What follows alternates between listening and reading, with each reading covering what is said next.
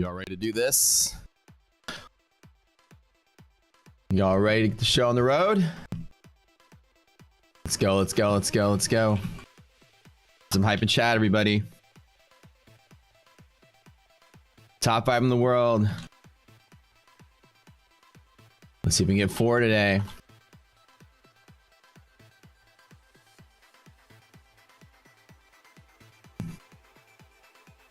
Do that pre-market sell-off. Let's see what's going on here.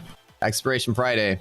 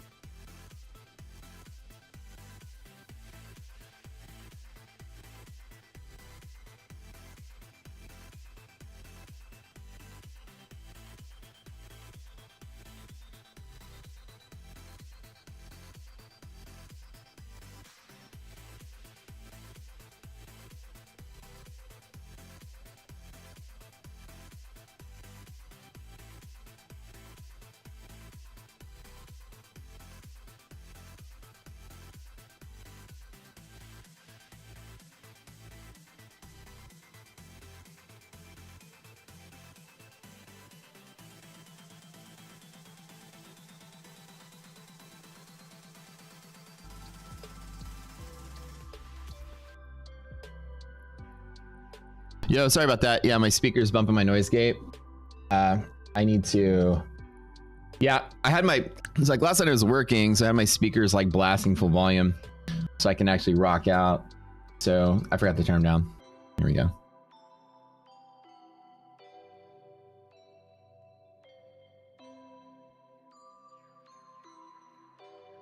What the heck's going on pre-market? Let's take a look at this. Export price index. That's pretty huge on the estimate. Not usually a big mover though, but I mean, everybody's looking for signs of inflation. See if the Fed's going to cut rates. It's still in the realm of noise. 0.8 on 0.1 minus 0.1 forecast. Somewhat big, but I think we're just selling because European markets are selling off. What's up, everybody? Industrial production figures came in a little better than normal. Manufacturing production came in a little higher than expected. These are all good signs. I think the market's just moving pre-market on the expiration. So what's up, everybody? Hit that like button on the stream really quick. Give us some love. All right, let's match through some red lines. Let's just make sure we catalog all this. This is all yesterday's run length, yesterday's impact, done. These are the hedge pressure bounces we had. I didn't do anything overnight. Expected move just to be flat. Market selling. So we'll check irrational signals. Asset get DD banned overnight? No way. That's not correct. Oh, that's... No. Oh, that's probably yesterday's signal. That's not. That hasn't reset yet. What's up? What's up, friends? Yo, smash the like button, everybody. Go, go, go, go. Hit it. Hit it.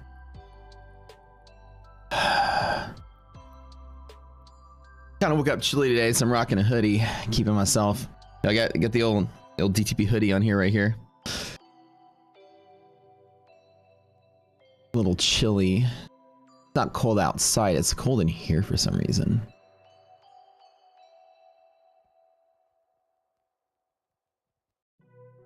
Maybe it's just me. Maybe I'm just too cool for school. All right. Pre-market looking slightly all right. There's really no excursions. Looks like Nasdaq is running and S&P running right towards DD band on this pre-market. That is interesting. Market's moving like it's open. This is nice to see this overnight kind of move.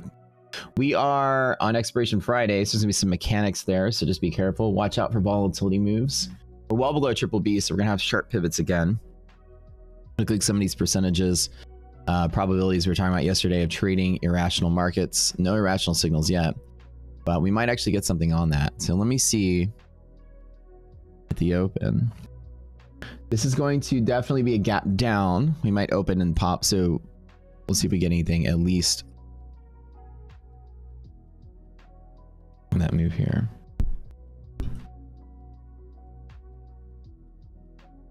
Or DD bounce, looking for it. Nothing's close yet. S&P is closest.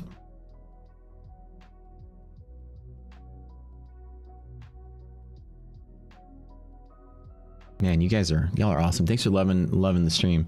I wish there was a love button. You know, there's a like button. Underrated. Now there's a love button. You guys who love the stream, that'd be even better. Like a super like.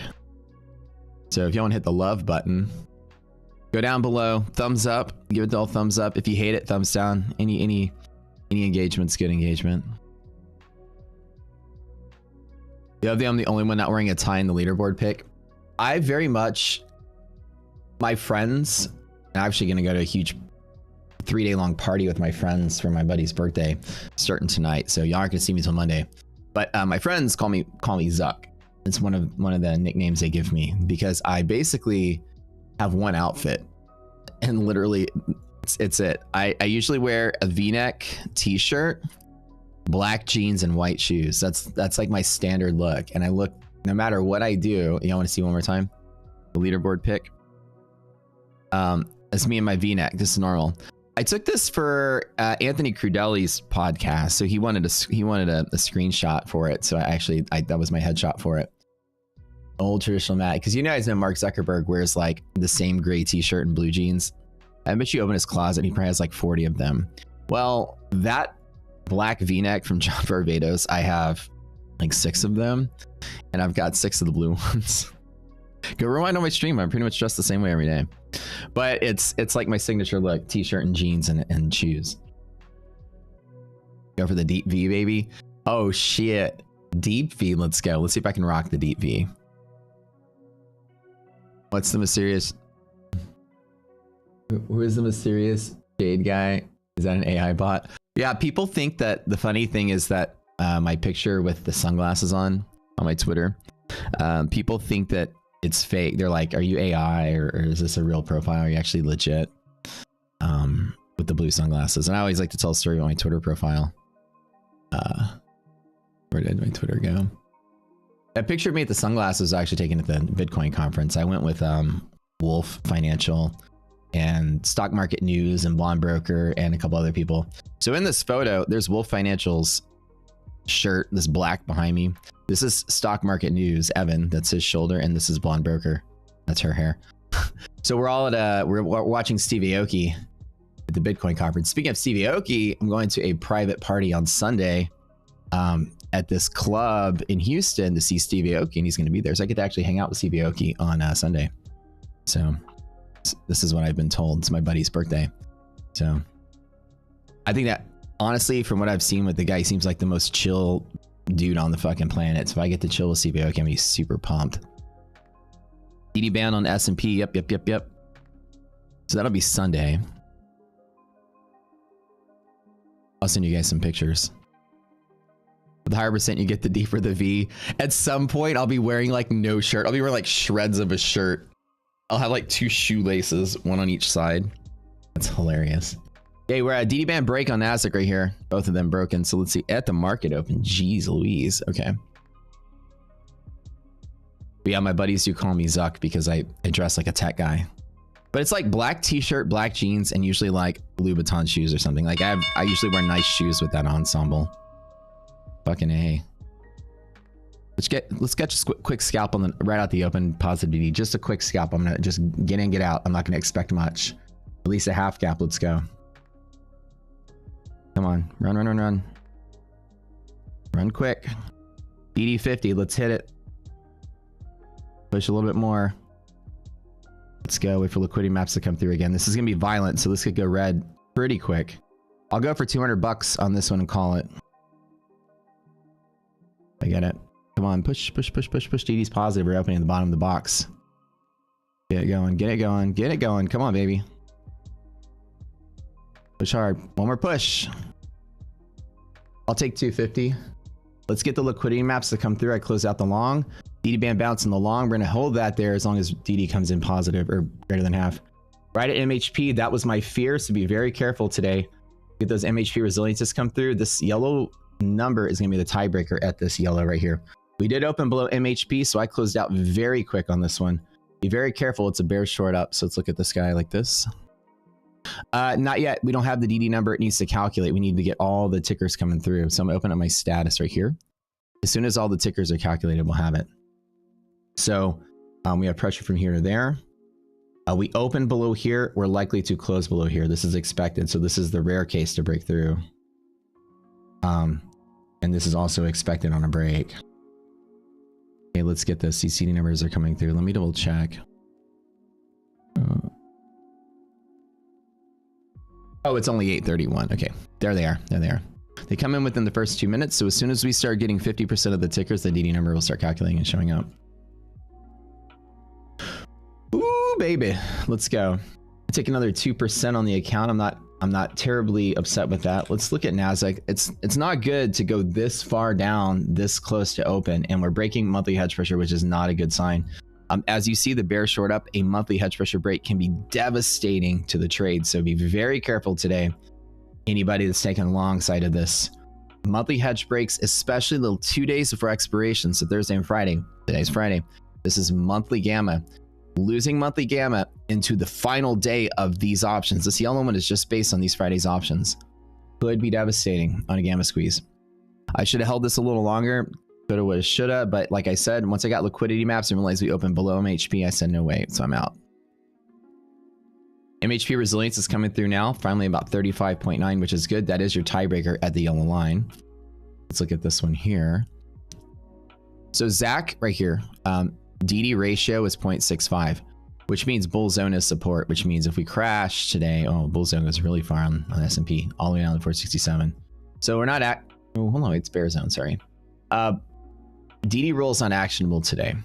So expected behavior, we got this number 3 trade, will be resistance at hedge pressure. Any excursion is probably a hedge pressure short. So that's an actionable thing I might take today. Expected is now changed. This is going to be likely support is the expected now, because res monthly greater than 0. Res monthly less than 0, we're going to lose monthly hedge. On the liquidity maps, 1B is right here. 1B. I'm on the fence. Extremely volatile, might be hard to trade. So what I'd like to see is a second attempt at a long at this, as long as this yellow line or yellow resilience stays positive. Let me get one more red candle down in here and I'll long again at the same spot I did. But only small things today because of red lights. Anytime these lights are red, we trade 10 to 20% of our position, right? Everybody hit that like button really quick. And if you do like the rocket scooter, join along. Check this out.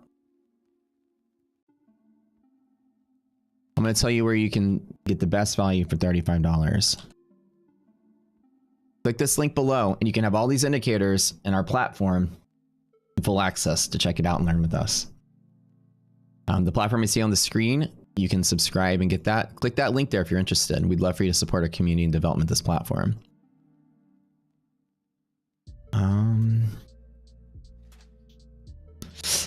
NASDAQ is kind of in that same boat here. Let's look at UVXY. Let's just watch our VIX rolls. Nothing's triggering yet over here, but we have a lot of red lights. So red lights are irrational. When markets are irrational, all you do is trade smaller, right? So VIX itself can start hedging very heavily to the upside. The idea that VIX itself can be volatile is not good for this. This is not a dip to buy, everybody, in my opinion, on volatility. This is not the investment to long on. Anytime VIX can bounce and turn up, the V's can get bigger. This is when I say a V, this is your V. This is your V. Volatility goes up when VIX can go up. So anytime VIX hits a hedging wave higher, the market expands. So I'm smart enough to know I can get a lower low to long on. Watch, you want to learn something? Watch this red candle get a little more red as long as VIX is trading higher. Bear trap, then bull move. Watch this. Now with monthly resilience going less than 0, this yellow, it's kind of bouncing around. So let's see which stocks are on the fence here. We can actually use our scanner to find out the bad actors, and that's the best part about our scanner down here. Which are the stocks that are fighting monthly hedge pressure to the downside? When you lose monthly hedge, it's really bad. The market can start to topple on itself. Google being one of the main ones there. So I'm not going to long on this just yet. I need to kind of let it settle out. Oops, that's Google. But I did get about 200 bucks on the start. So Google has broken to the downside, but does have some support there. It's not too terribly bad. mRNA, crowd. So not really many have broken down to the downside. Let's look at who's broken to the upside.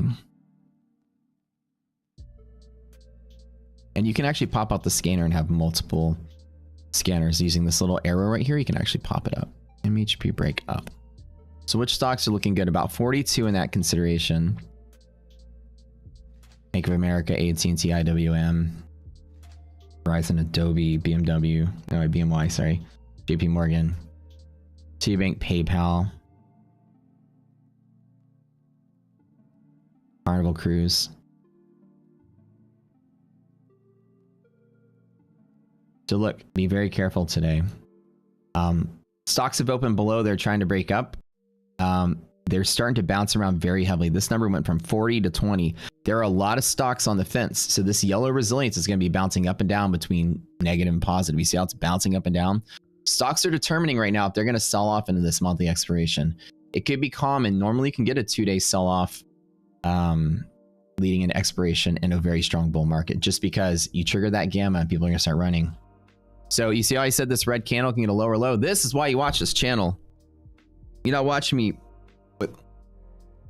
with crayons and building blocks trying to put together a trading strategy and calling it an algorithm. You're watching me actually trade the markets the real way a pro would do it. Understanding how volatility works instead of looking at a retinal explosion of neon colors is how you really trade. So I understand that volatility is going to pick up. V1 is less than V2. I'm going to let some lower lows happen here. I touch it. I don't want to touch it here. Both of these are fighting for their dear lives. When these lights are red, we need these resiliences to be greater than or less than 10 to get some good decisions on that. Our cheat sheets, if you sign up for our program, will actually show you how this works. Resilience is a tiebreaker inside of this redistribution zone right here. The open and close, where you gap up and gap down.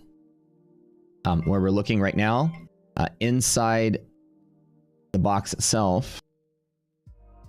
Where's it at? Here we go. When that number is negative, it pushes to the bottom of the box and it resists the box itself. When the number is positive, like it is now, this white number is positive, it wants to move towards the top of the box. So right now, when the markets are irrational, however, resilience can lag and it's not as good. We don't use it as often. We want these lights to be yellow and green to get a really strong read on resilience. If any of them are red, then I need resilience to be very strong to really take a position on it. And being so close to 0, it's definitely not something I want to act on. So I'm going to let it fall. You can see when it's irrational, we want it to be greater than or less than 10. Well, that's a typo. Greater than or less than 10. It's kind of fighting at 0. It's non-decisive. So you see I'm not using it to say, oh, it's barely positive, let me long off of here. With volatility possibly going up, I think the V's are going to get bigger. I'm going to stay out of this one. With monthly resilience being negative, it's wanting to resist here and fall, which is very bad because there is no resistance underneath this. Next resistance on ES is that consolidation with the previous contract. 51.39 today. All right, so guys, we could sell off really hard today. No, I'm not shorting this, but I'm definitely not taking a long here. If y'all like to stream, do me a favor, smash that like button really quick. I would love that. Y'all can give some love to the channel. Subscribe if you haven't yet. And watch this channel for the V-neck. This is the inverse V-neck. This like kind of came all the way up around here and it's D V-necking me.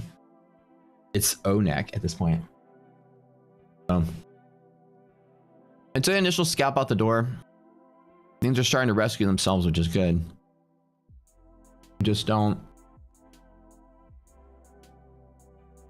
I don't feel good about this trading day. I know volatility is something you guys like to touch. I'm trying to get 4th and 3rd place on this leaderboard here. I'd be very careful with the one I want to see. The market moves this fast, this much at the open is not something I want to touch. Yeah, do I get rid of the red lines instead of been crossed? Absolutely. Anytime that imbalance has been rebalanced, Bryce, you nailed it, bud. Market moves very quickly, right? And you create that imbalance.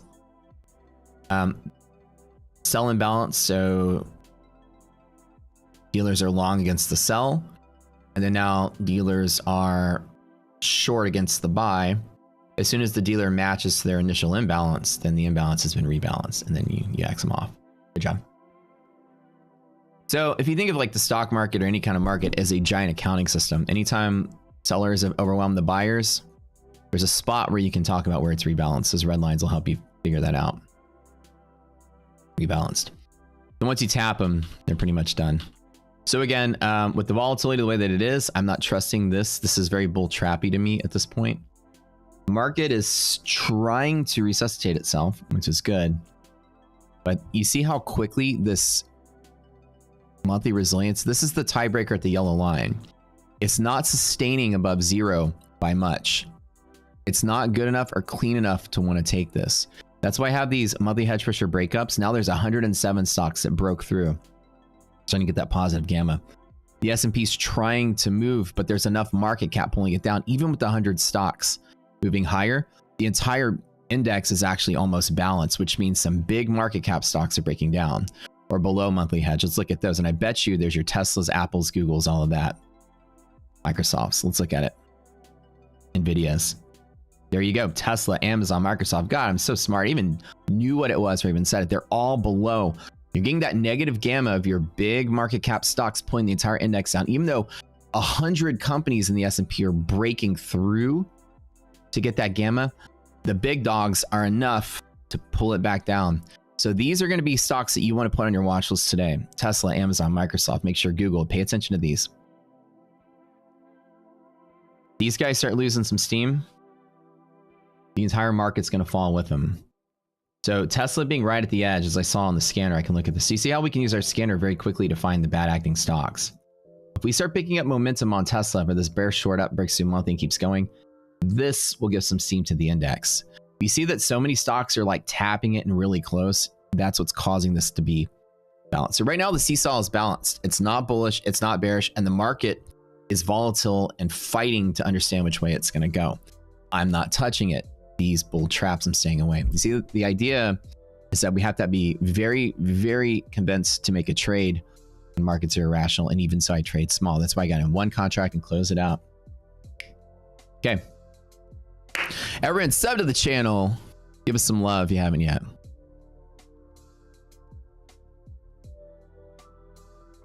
I'll do everybody a favor. If you sign up for that extended trial to use our tools and our platform, we're about to roll out our marketplace. We've created our own scripting language called RocketScript. And so people are gonna be able to make their own tools and indicators on the platform very soon. And we're opening up this massive marketplace at Rocket Scooter. If you guys sign up for the extended trial, when we load up the marketplace, I'll make sure that when you up to the full version, then none of you pay the $200 a month. I'll make sure that everybody can get the full version forever. I'll let you all lock it in for less than $99, I promise. So anybody that signs up between now and Marketplace, we're launching a special. You guys do $35 per month, which is literally, that's it for an entire trading platform. I've seen trade rooms They're like 200 bucks a month, and they're down the Robin's Cup leaderboard. We make it affordable because I don't need your money. This pays for the platform. So this right here, we promise that you guys will be able to up for like less than 99, and the total package is 199. So we're doing a huge special. You can lock this in forever, 100 bucks or less for everything that we have. So I want everybody, if you want to support us in the launch of the marketplace, we'd love that. We've grown so rapidly in this first year. Support has been overwhelming, and you guys finding the channel for the first time, we love you and thank you. This is a 3-year project. Now it's on its 4th year in the making, creating this platform.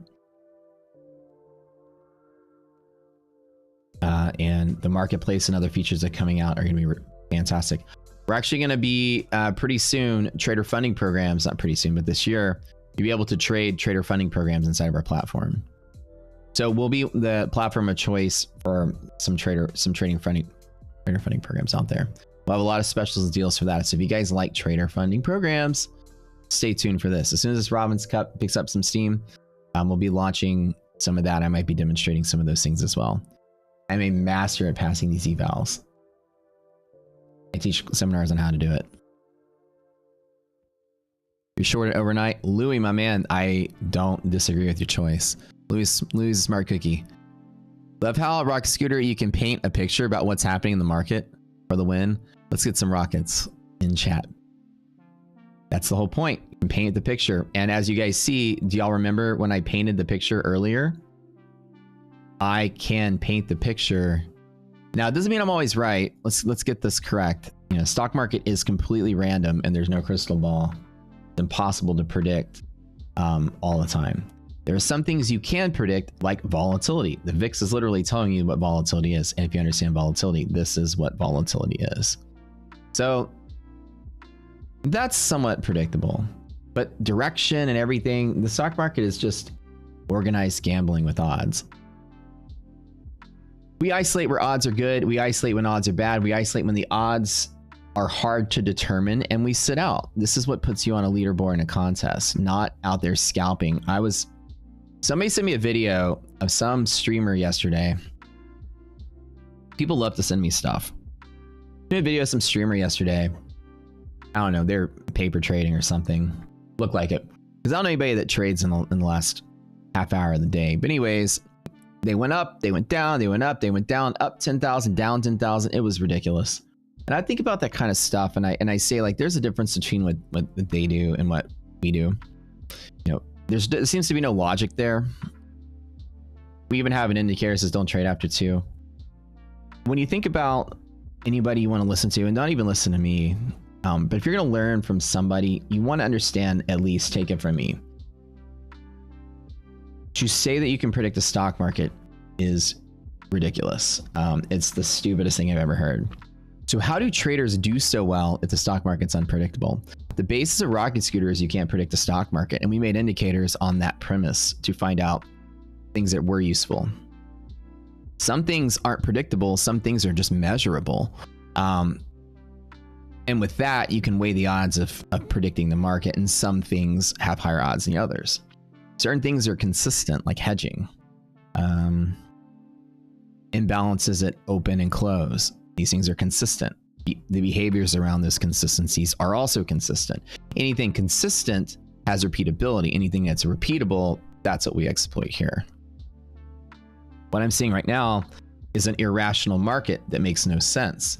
Irrational market on DD band break is hard to determine when all my indicators are flip-flopping around 0. So I sit out. You saw me here. You heard me say the word possible bull trap. It doesn't mean it was guaranteed, but is a high probability, because this wasn't strong enough to provide any sense of confidence in bullish moves.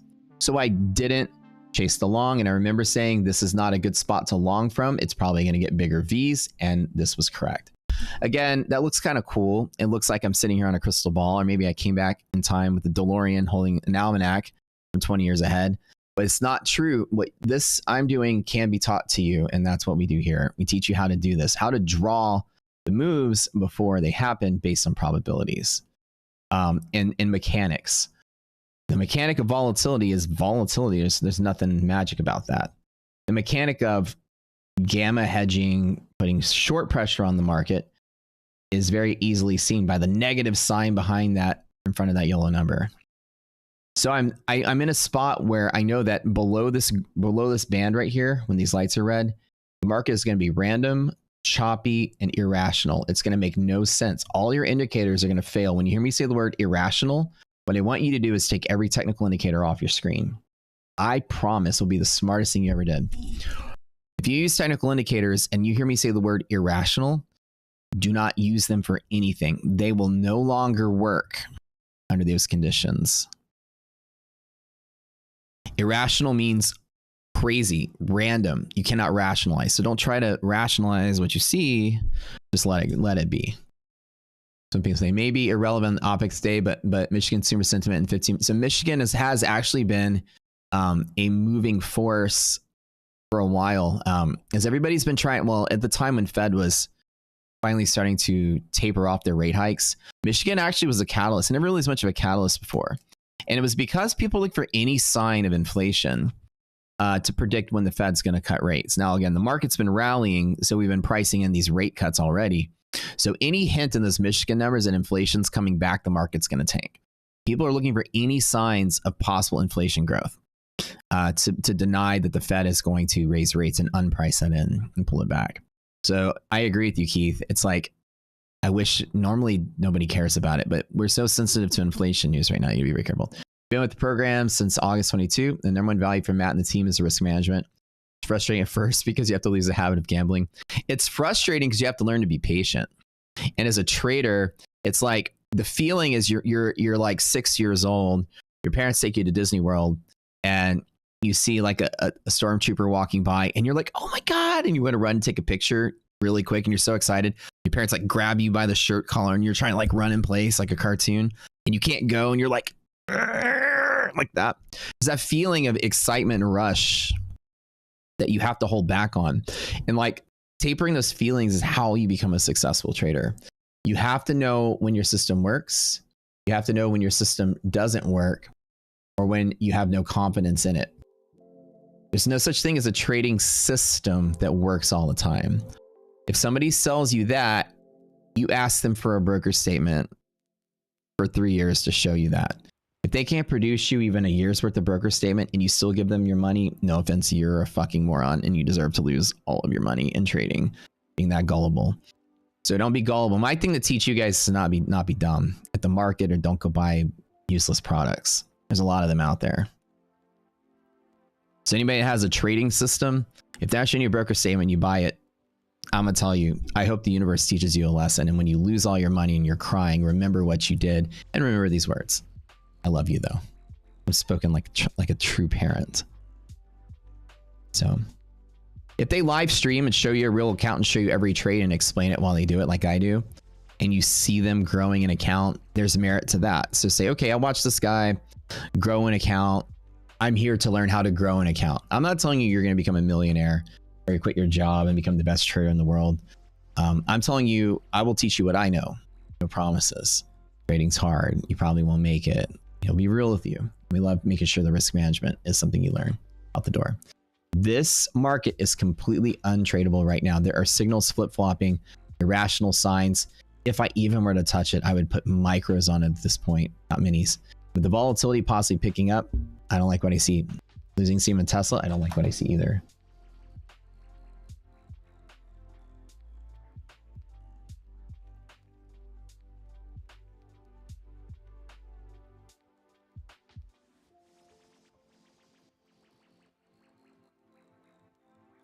Okay, so unfortunately, the bottom move of this can go all the way down to 51.39. There's a yellow line down there. I don't want to touch this at all. Silver's on fire, Sean. Oh, nice. Gotta run. Yo, Chase, have a good weekend, man. Quadruple witching and all. Gotta sit down with this map. So I have a question about quadruple witching. There's no longer 4 pieces to that. I think they eliminated this year or last year one of those instruments that was quad witching. I can't remember what it was called, what it was. I was reading this though. So stock index futures, stock index options, stock options and single stock futures. And I think single stock futures stopped trading 2 or 3 years ago. It's only 3 now. I think they got rid of single stock futures. That was the one. After COVID, they did? Okay. It's only triple now? I liked saying quad witching though. That was such a cool sounding name. Like if I had a metal band, I'd call it quad witching. It'd be like a Norwegian black metal band. I'm gonna wear face paint. Quad witching day. It sounds very like Wiccan and like Halloween. But no, it's a stock market band. Triple witching. Triple witching sounds like a skateboard trick.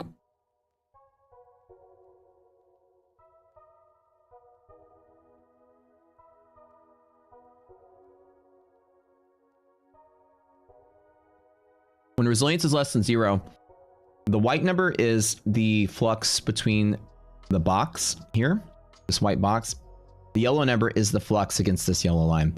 This is based on monthly options that are expiring today. This is based on the imbalance of the gap. Both of them are negative, so we're actually losing the box and losing the yellow line at the same time. This can fall pretty quick. I don't like to short on volatile breaks. It's a trick I'll teach you guys as well. I'm about 75% confident this is going to find a lower low. I still don't like to trade it. I like to sit out and watch other people fight the headache. Volatility is really hard to manage. I don't like to trade volatility. That's a trick also to growing an account. Let me teach you guys something really quick about account management. I want to see my equity curve of this Robbins Cup. I think they can print out CKG. Maybe I'll pull it up. You don't see my equity curve like doing this, okay? You usually see it doing this. There's a way I scale positions to where I'm not ever over leveraged relative to what I want to be in my account size. So volatility, by definition, is twofold. If you and I were to buy and sell at exactly the same price to each other every minute, you and I make a trade, just you and me, like I'm giving you something, you're giving me something, I'm buying a piece of bubble gum from you, 5 cents, give me the gun. And we do that every minute at a fixed price. If we start making that trade faster, the market is more liquid. So when we're talking about liquidity and volatility, they go hand in hand. Liquidity is equal to the inverse of volatility. I'm gonna teach you guys how this. So get a pen and paper really quick. Here's a lesson for you. You hear these 2 words being thrown around. When you understand that volatility is going to be there, this volatility is an account killer if you don't know how to trade it. When markets are volatile, write this down, you trade small. This is why. So let's talk about liquidity. Like I said, if you and I are buying bubble gum from each other, or I'm buying from you every minute, and I start buying you every 10 seconds, the frequency went up at a fixed price. If there are more trades per time, then liquidity goes up. And since they're inverse, it means volatility goes down. Now, there's no volatility in price, but there's a change in time. Let's come back to that later. The real reason we talk about volatility is in stock market is prices as well. So time and price both have a factor in volatility. You gotta read the VIX equation, they're both in there. So the next thing is if we trade at this is a variable time and a fixed price. We trade at a fixed time and a variable price, then the place at where I'm buying and someone else is selling, let's not do the bubblegum example. People want to buy, they want to buy here. People want to sell, they want to sell there. And the difference here is a spread. And when markets become less liquid or more volatile, they disagree on where they want to buy and where they want to sell to a higher degree. So this is we'll call it a base state of volatility. There's no such thing as a base volatility, but this is the measurement. We'll call it V1. And then all of a sudden, people want to buy and sell at a farther away price. V2. And if you take the average price between buying and selling, it never changes. The buyers and sellers are just further apart from the actual average price. this was 10 and 20, and this was 5 and 15, the difference is still 10. Oh, sorry, no. Sorry, 10 and 20, and this was, okay, so 10 and 20, the average is 15. This would be 5 and 55, 25. 5 and 25, the average is 15. The point I'm saying is that the buyers and sellers, there's still an average price between where the transactions take place. So the second key factor is that if price variance is bigger at a fixed time, then market's volatility goes up. Therefore, the market's less liquid. So when you look at the liquidity, you're looking for a converging of where buyers and sellers are at a faster frequency. The faster people buy and sell something at a more agreeable price, the market is very liquid, and liquid markets don't like to move. They like to stay flat. They're perfect. You got repeated frequency of buying at the same price. Markets become volatile, the price spreads out, and the moves are further away from each other in time. All these examples I drew, the average price of this thing never changed, but the behavior changed and made it weird. This shit is easy as fuck to trade. This stuff is an account killer. And at the end of the day, the market closes here. If you traded in here, you probably walked away with like a mosquito bite worth of burn. If you traded through here, you probably blew up your account and the market went nowhere. And this is a day trading trick of the pros. Volatility is not your friend. Don't trust what I'm saying. I've done 65% on an account in 3 weeks, barely trading the market. And that's probably better than most all of you have ever done in your life. No offense, I've been doing this for almost 15 years. But how do I do it is I actually don't trade a lot. I only trade when I'm confident. And volatility, the account killer, is something that makes your account do this. It's something that joker trading the last half hour of the day goes up and down $10,000 and then walks away with barely anything. Like, that's the kind of stuff you don't want to do when you're trying to learn how to trade. So be very careful when you understand volatility is not really actually your friend as a day trader. If the market is volatile, you trade smaller.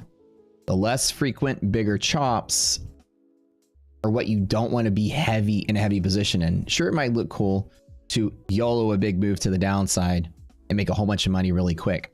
You might make a gain that day. You might coin flip the wrong way and lose that much that day. But that's not consistent trading. What's consistent is to identify when you're not going to be irrational or volatile, and trade heavy when it makes sense and trade light when it doesn't. Today, you watched a bunch of my roles in action. I took a quick hedge pressure bounce on here. I wasn't sure when the liquidity map came in. I put in 1 contract. You've been seeing me trade about 2 to 4 every day. I know it's volatile. I just put in 1, got in, got out, walked away. Market scared me. I said, this is a bull trap. Probably not going to touch it. Market's irrational. Volatility is going to start picking up. So I'm not going to do anything at all. And it's trading slightly lower. Imagine how you'd be trading right here. The market's there. And we're just now right here. Imagine people longing there that are upside down, people shorting there or upside down. It just is not easily finding a trend. And I can identify that and to stay out. That's kind of the trick. Does broken hedge pressure level become support or resistance? Hedge pressure is always support or resistance at all times. When you break it though, your confidence in everything else falls a little bit. Broken hedge pressure creates irrationality as well. Any estimates on yellow lines and red lines being added to the platform? We haven't even scoped it out yet, Johnny. As soon as we build the marketplace and release that, then we're going to work on more indicators for this. So Rocket Scooter currently is white labeled 3 platforms for big clients, by the way. When we release the marketplace, other white labels will be there. You'll have other indicators to purchase from other reputable people in the space that we believe in. And then as soon as we get that all launched and going, we're going to get back to developing more tools in-house, our AI assists and all that other stuff. We're building out all the math now, but we haven't really scoped out the project. This year, though, we're going to go out there and push for that, I promise. It's true, they burnt into your brain after a few bad days. Wish you had a Rock Scooter back then. knowing when to sit out is an art form. And then in reality, people ask me, like, when you're trading, how do I get better at this, right? What is one tip you can give me? People were asking me on Reddit yesterday, like, what's one tip you can give me? And it says, like, be patient and learn when your strategy doesn't work.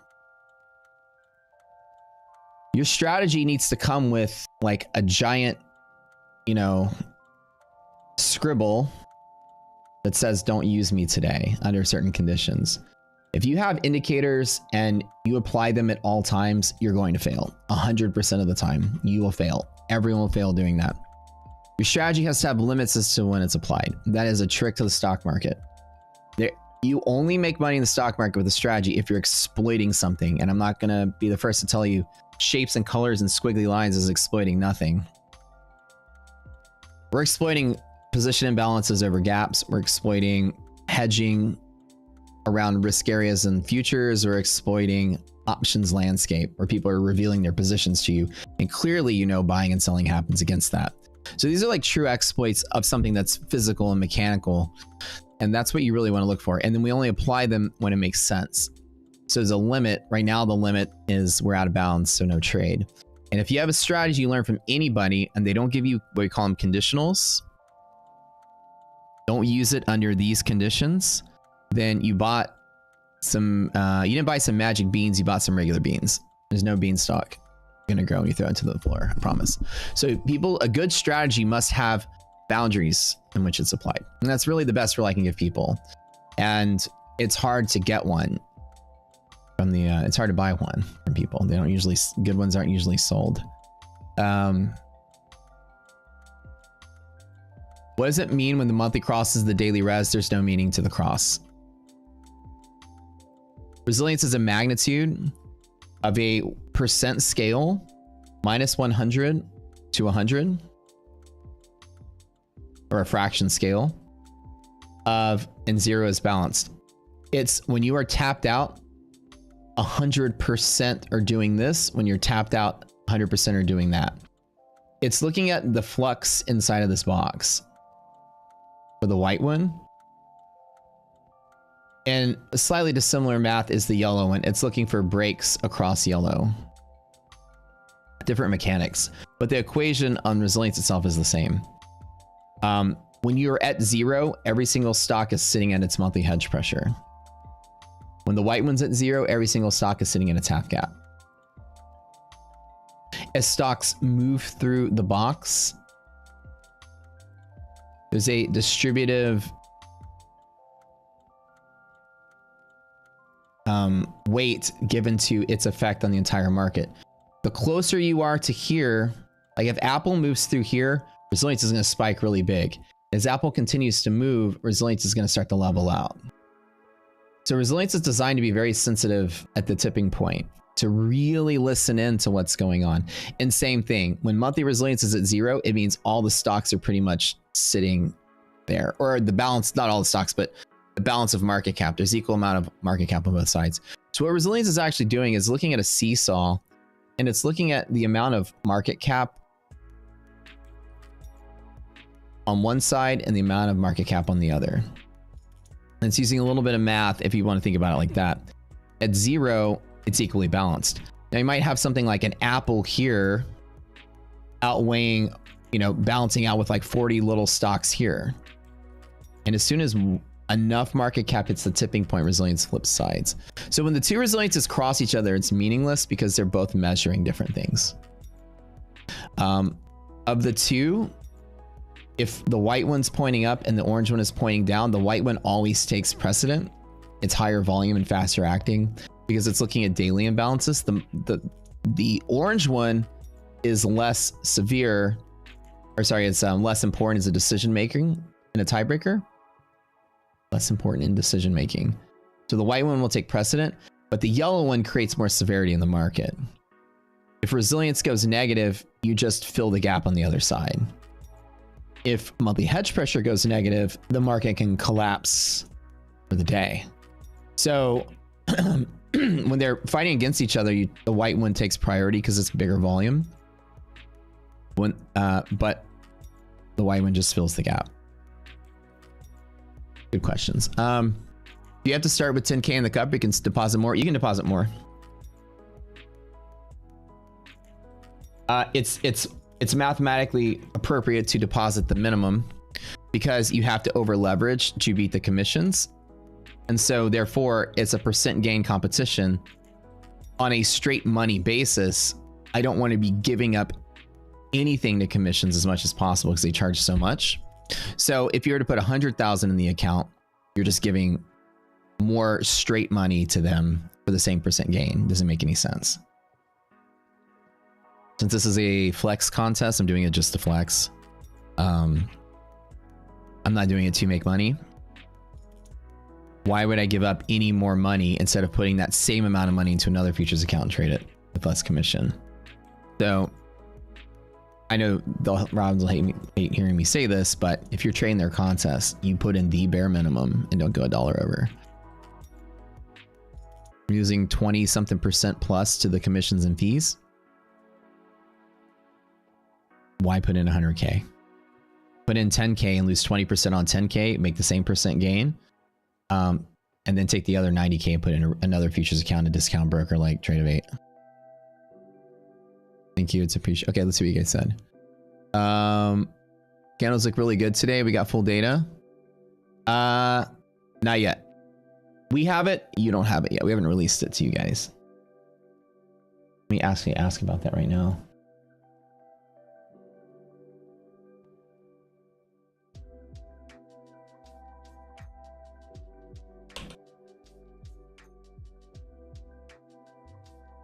Where the market will bottom today? It's hard to say. If it continues to fall, there's a yellow line at 51.39. It could be pretty bad.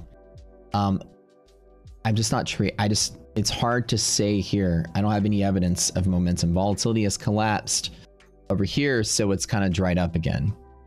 So I didn't long, I didn't short. I'm just kind of waiting it out. I'd like to see this market crawl and then try to make a push for hedge pressure, and I'd love to take a short from hedge pressure. Push it back down, or at least a scalp. Louis is out of his short. Smart man. Look, God, Louis, that is actually so smart. Louis got that quick little dump and closed out. I love it. It was like Louis shorted from right here, so he took a little scalp and called it. That's great, man. It's very smart. Maximum effort. First time viewer, may I ask what you started the cup with? 10K. Oh yeah, 10K. Sorry. What will we use to trade CL? USO. Zach, you nailed it.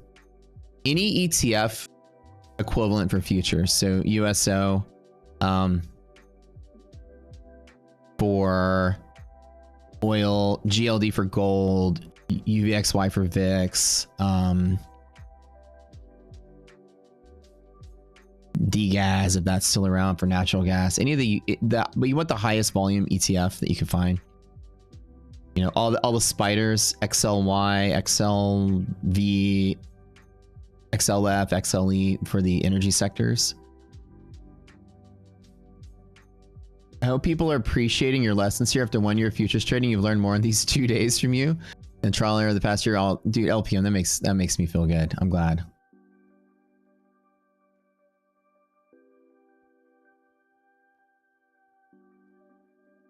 Why wouldn't you support a... There's a little emoji button that has like a heart. Let me try to make this bigger and I can see what you're saying. Or an MHP tap. Oh, an MHP tap. I only like to short. I mean, yes. I only like to short MHP from the bottom. I love to take that short, yes. But at the time when it first tapped at the open, right here, it broke through and MHP resilience was positive. So it was too close for comfort. Had we started down here and like ran up to it real quick and MHP resilience wasn't positive, I wouldn't short. I would have shorted it, sorry. Because it was dancing around here and it actually was showing signs of life, I didn't touch it. But normally I would short against it, like Louis did. I'm just being ultra careful because of the contest. Are the lines on the futures chart automatically created? They weren't in the old days. So DD bands are automatically created. The green ones are. The overnight dynamics, I draw those, and the all lines, I draw those myself. We haven't automated that yet. And now as it approaches, it's a decent short. A little different.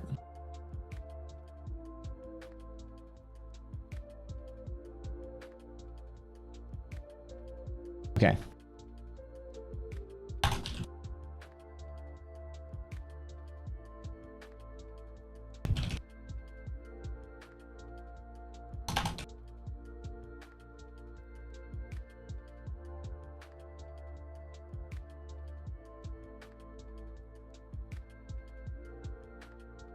It looks like he's actually telling me tomorrow for the data feed.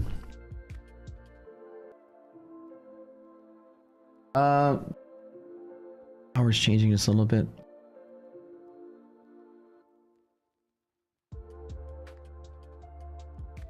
Like right now, should I take a tap against it?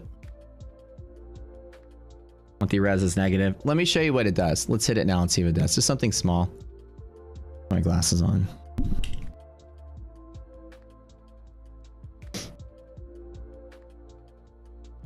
Ooh. Let's see if it works. Like I said, market can really fly against me. And I do want to short up here, and that's almost 15 points away. That's why ideally I'd like to take a blue line short.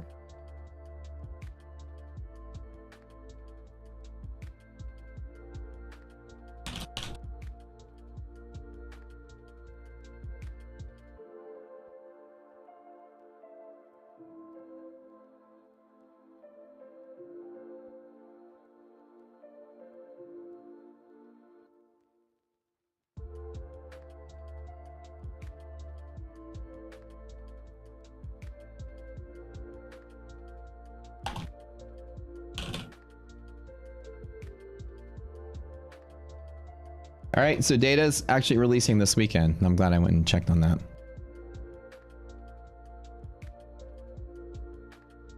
Yeah, I'm in the same boat as Louis. He says he thinks the trade might happen, so be careful. Let's just take a quick scalp off of that. Again, I'm just goofing around scalping. I'm not trying to bet on a market collapse. But I give precedence to the blue hedge pressure over yellow. No, blue just seems to be more actionable. Because you have both half gap and hedge pressure in the same spot. Yellow is betting that the market's collapsing today. That's what that is. Yeah, since you have two things here, it's very actionable if we get there, and I'm confident.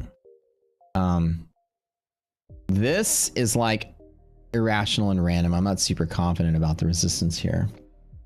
Now, with monthly hedge pressure being negative, I'm going to take it. For sure. Yeah. As everybody said, as Leah said, we got three resistance. Leah's more correct. We have three resistances there. We have these two plus an ES yellow line for sure. Okay, so the new data feeds, guys, the $3 a month charge will on Sunday, we'll release that. It's going to be $3.28 a month for data. You're going to get 100% of the market volume and beautiful looking candles, faster API. Finally released, y'all. So Sunday, there will be a 15-minute delayed option if you don't want to buy the data. So the free 5% market volume we've been giving you, we're now going to give you 100% of the market volume. Believe it or not, like it's 5% was good enough, but for the marketplace and everything, we need 100%. Like even stocks like Apple is like the candles are mostly there, but you're missing a little bit of data. It's a little wiry. You see, we don't have all the exchanges in here. So the candles are just a formality for us, but now marketplace is going live. We're going to give you guys better data. In the future, we're going to bring back a data feed like this. You'll have a free real-time data feed, but it'll have ads in your platform. So there's going to be options for you if you don't want to pay anything and still get real-time data. We'll stare at ads. Can you switch between paying and free data? Yes, we have to buy a month at a time according to the exchange. So at the beginning of the month, you pay and you get entitled for the entirety of the month. Look, I'll take another 200 bucks, whatever. Let's pocket it. Okay, it's $400 I made today. Yeah, so essentially you'll just pay and have it for a month. If you cancel it, then when the first of the month starts, anytime you search for a ticker, the clock charges you for that month. So you'd have to just cancel the data feed if you don't want to use it, but you still have it active for the month.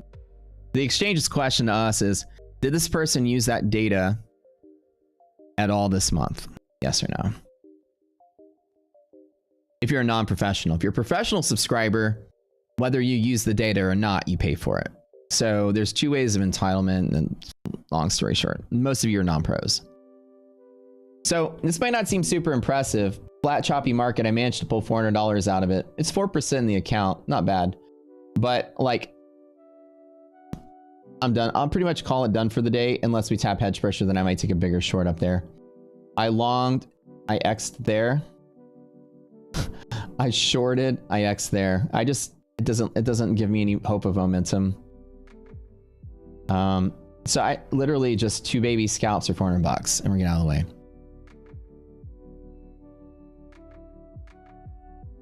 I think that it's probably going to sell off from here.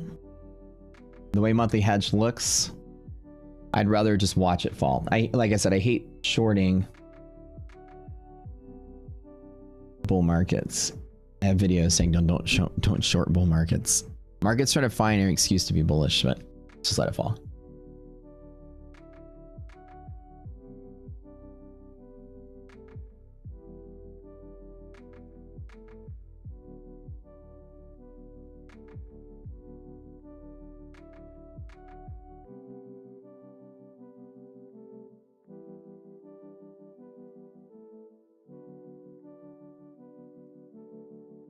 Somebody's like, you should make a rocket scooter hoodie. I should probably make some new merch. Oh, thank you, Omar. I appreciate you so much.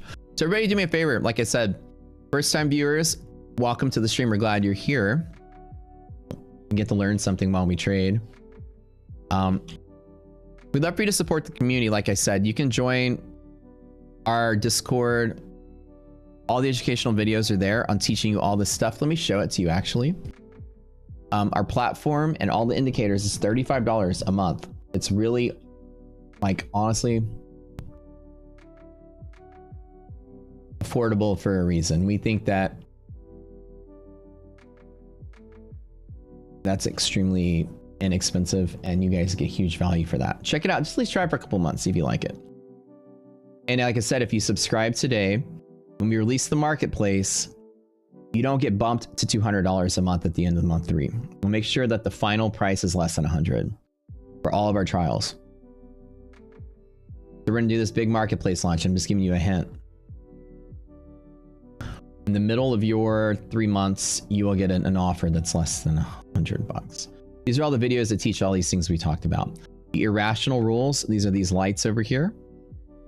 The entry and exit rules, these are all liquidity maps, resilience. You hear all these words a lot. DD bands. There's 3 major tools we have: DD, resilience, and liquidity map. Exit rules are all here. You hear a lot of these things: DD band exits and illiquidity pivots, red lines, yellow lines, etc. These are videos on how to use the platform, how to use the scanner, how to use the monthly maps, etc. And these are just general features of the different pieces of the platform: how to get futures data, risk interval, widget, how to use a scanner, and how to do multi-charts.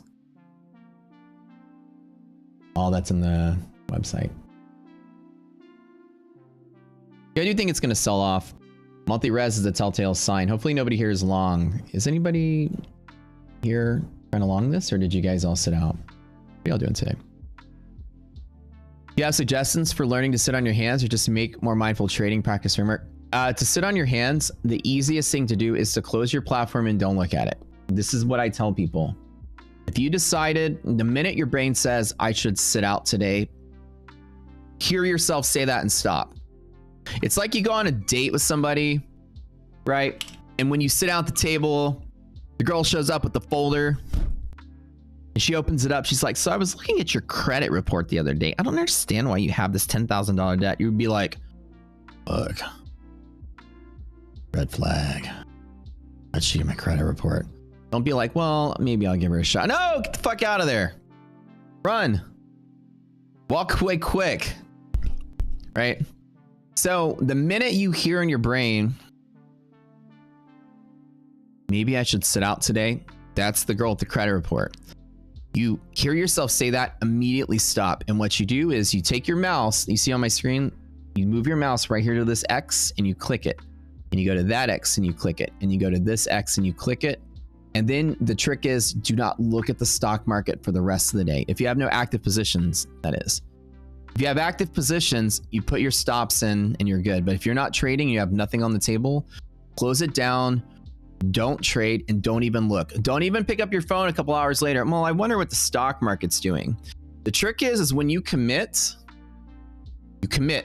and you stop. And I do that all the time. Well, look at that. The universe is telling you to not commit. Let me refresh the platform. I have like 16,000 browsers open right now, so I probably nuked all my memory here. Let me refresh the platform. Give me a second, you guys.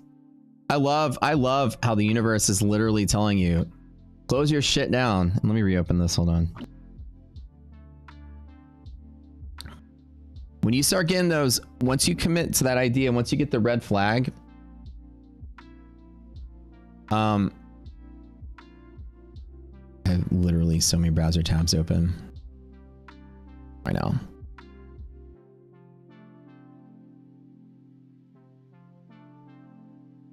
Over here, I got the white label project. Here I'm doing a proposal. Here I'm test server for the marketplace. I've literally, each one of these tabs has 40, in this browser when it's like 40 tabs open. But yeah, so the minute that you, 2 rocket scooter instances. Yeah, each tab is an instant. It does take up a lot of memory.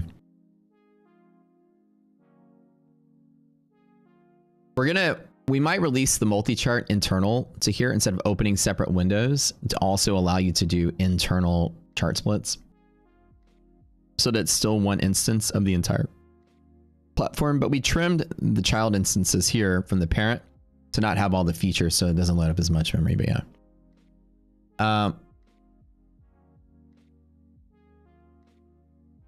The idea is to not look at the platform. That is the secret I teach people. If you decide to quit, do anything else with your day and don't even be interested. If you pick up your phone just to say, well, I wonder what the stock market's doing now. I said I'm sitting out, but let me just check. There's no reason to check. That's the best part. If you check, you might be enticed to jump back in. You might see something and go, ooh, maybe I should trade this. But we don't teach you to like let the market tell you to trade. You're ahead of the market. If it shows you something and you want to trade it, then the market's pulling you around. You can draw on your screen what you think is going to happen before it happens, and you get ahead of it like I do.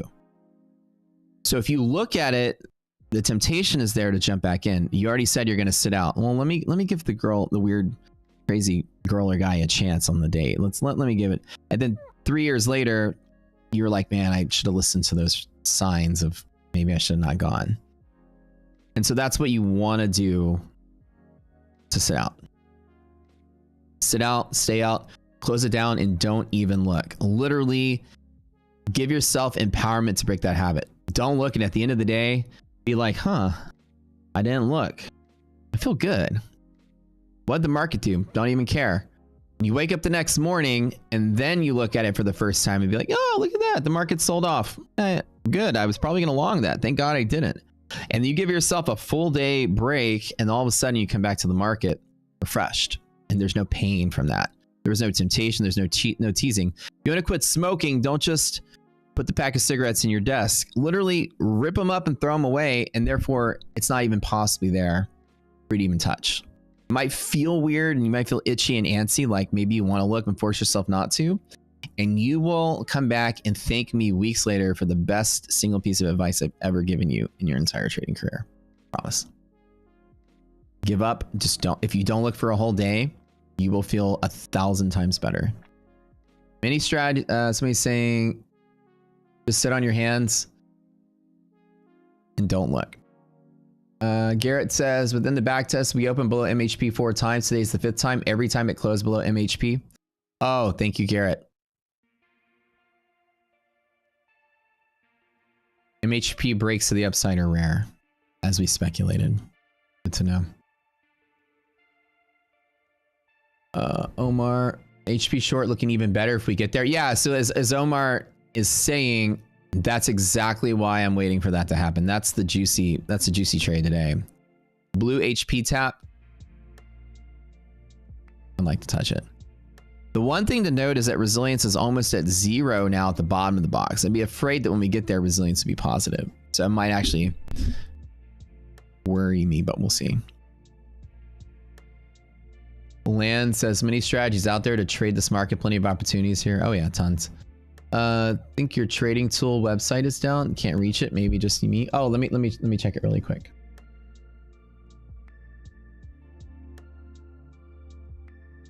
Did I type that wrong? Hold on. Oh, let me give you guys a link. Hold on.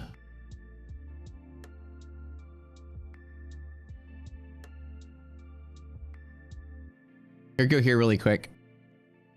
I may have typed it wrong.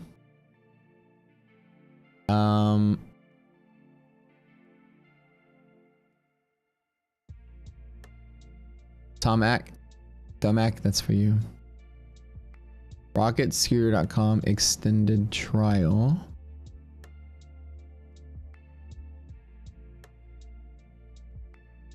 Really strange. It's like I typed it right. Who knows what I did the first time? Oh, I put Rocket Suitor. My bad, I spelled it wrong. This one is the correct one if you hit it.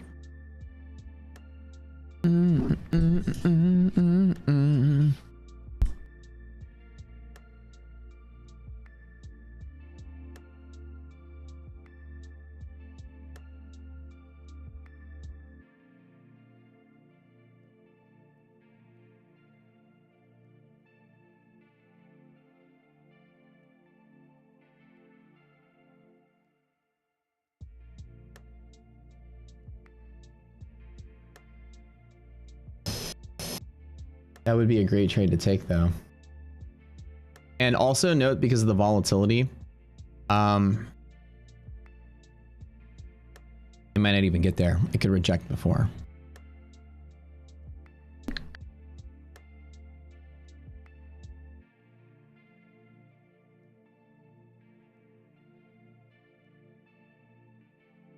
Zach hit another point. The ability to sit on your hands and the ability to walk away red is very important as well. Knowing that you took a loss and then confidently walking away and saying, you know what, I took a loss, but I'm good. I'm going to walk away and hit it tomorrow and be comfortable taking a loss. That's another really solid skill to have.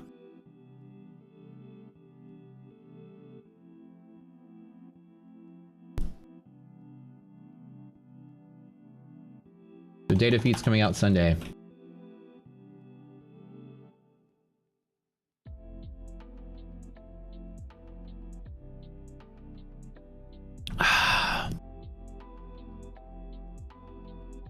Oh yeah, Garrett, I did. I get your test. Oh, awesome, dude.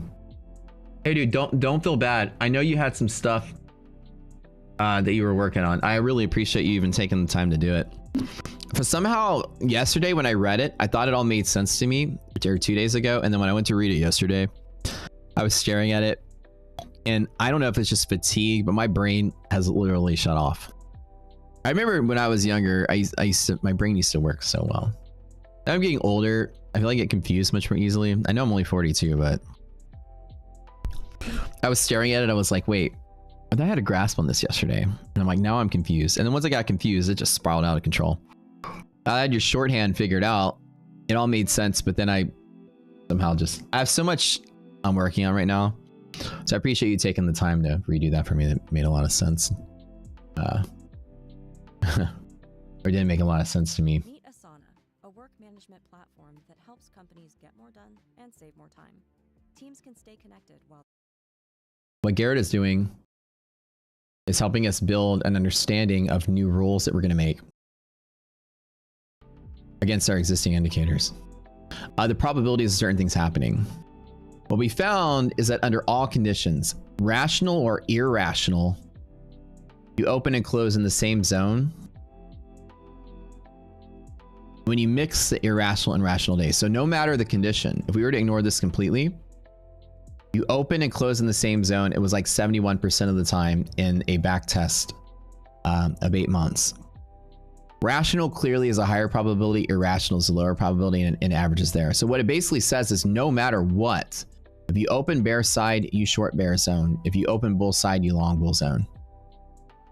Which is, if you open bull side and you sell calls down or sell puts down here, or you open bear side and you sell calls up here, those options will win 70% of the time at their 0 day. That is huge for the option selling traders of our community, whether rational or irrational whatsoever.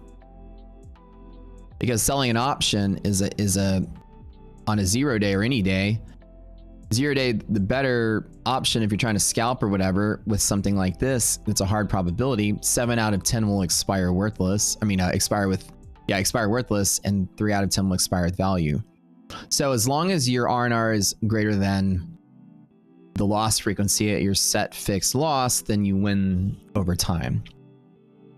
So you'd have to balance out that trade, whatever. But the idea was, what happens when those markets are irrational? Those probabilities are still really high. And they are. I made that trade yesterday 2 times. Testing out. That's one of the best things that we've discovered about our style. Is that is actually a universal trick that doesn't even require conditions. The confidence is higher clearly when rational, which means I'll bet heavier. When irrational, I'll just bet smaller. But that is one of the big takeaways from Garrett's test.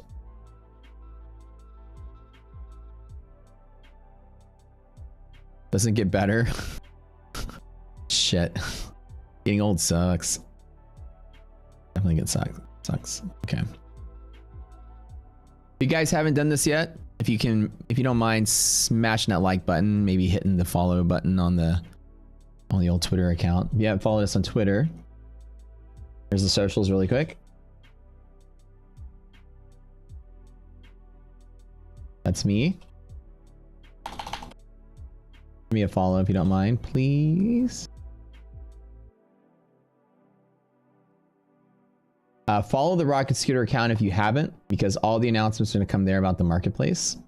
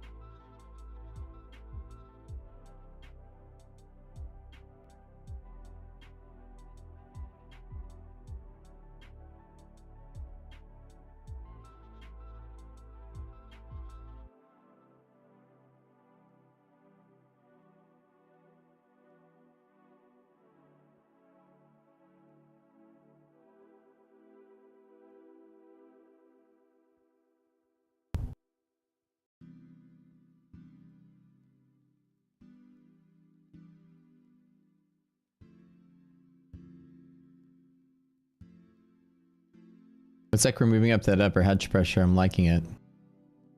I'm locking it a lot.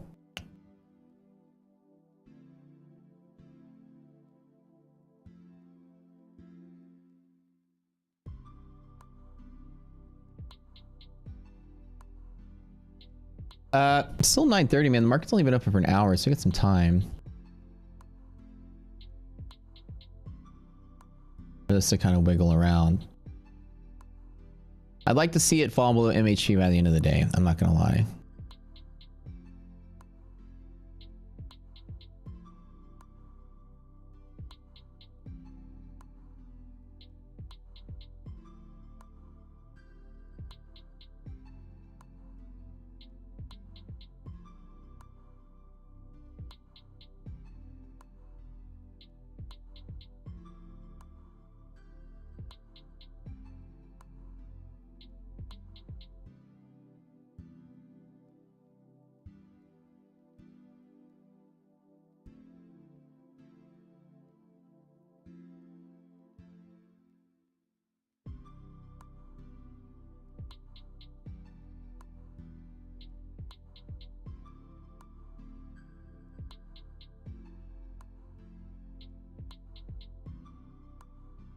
Good. I like to see it rallying. This is really good. I do like what I see.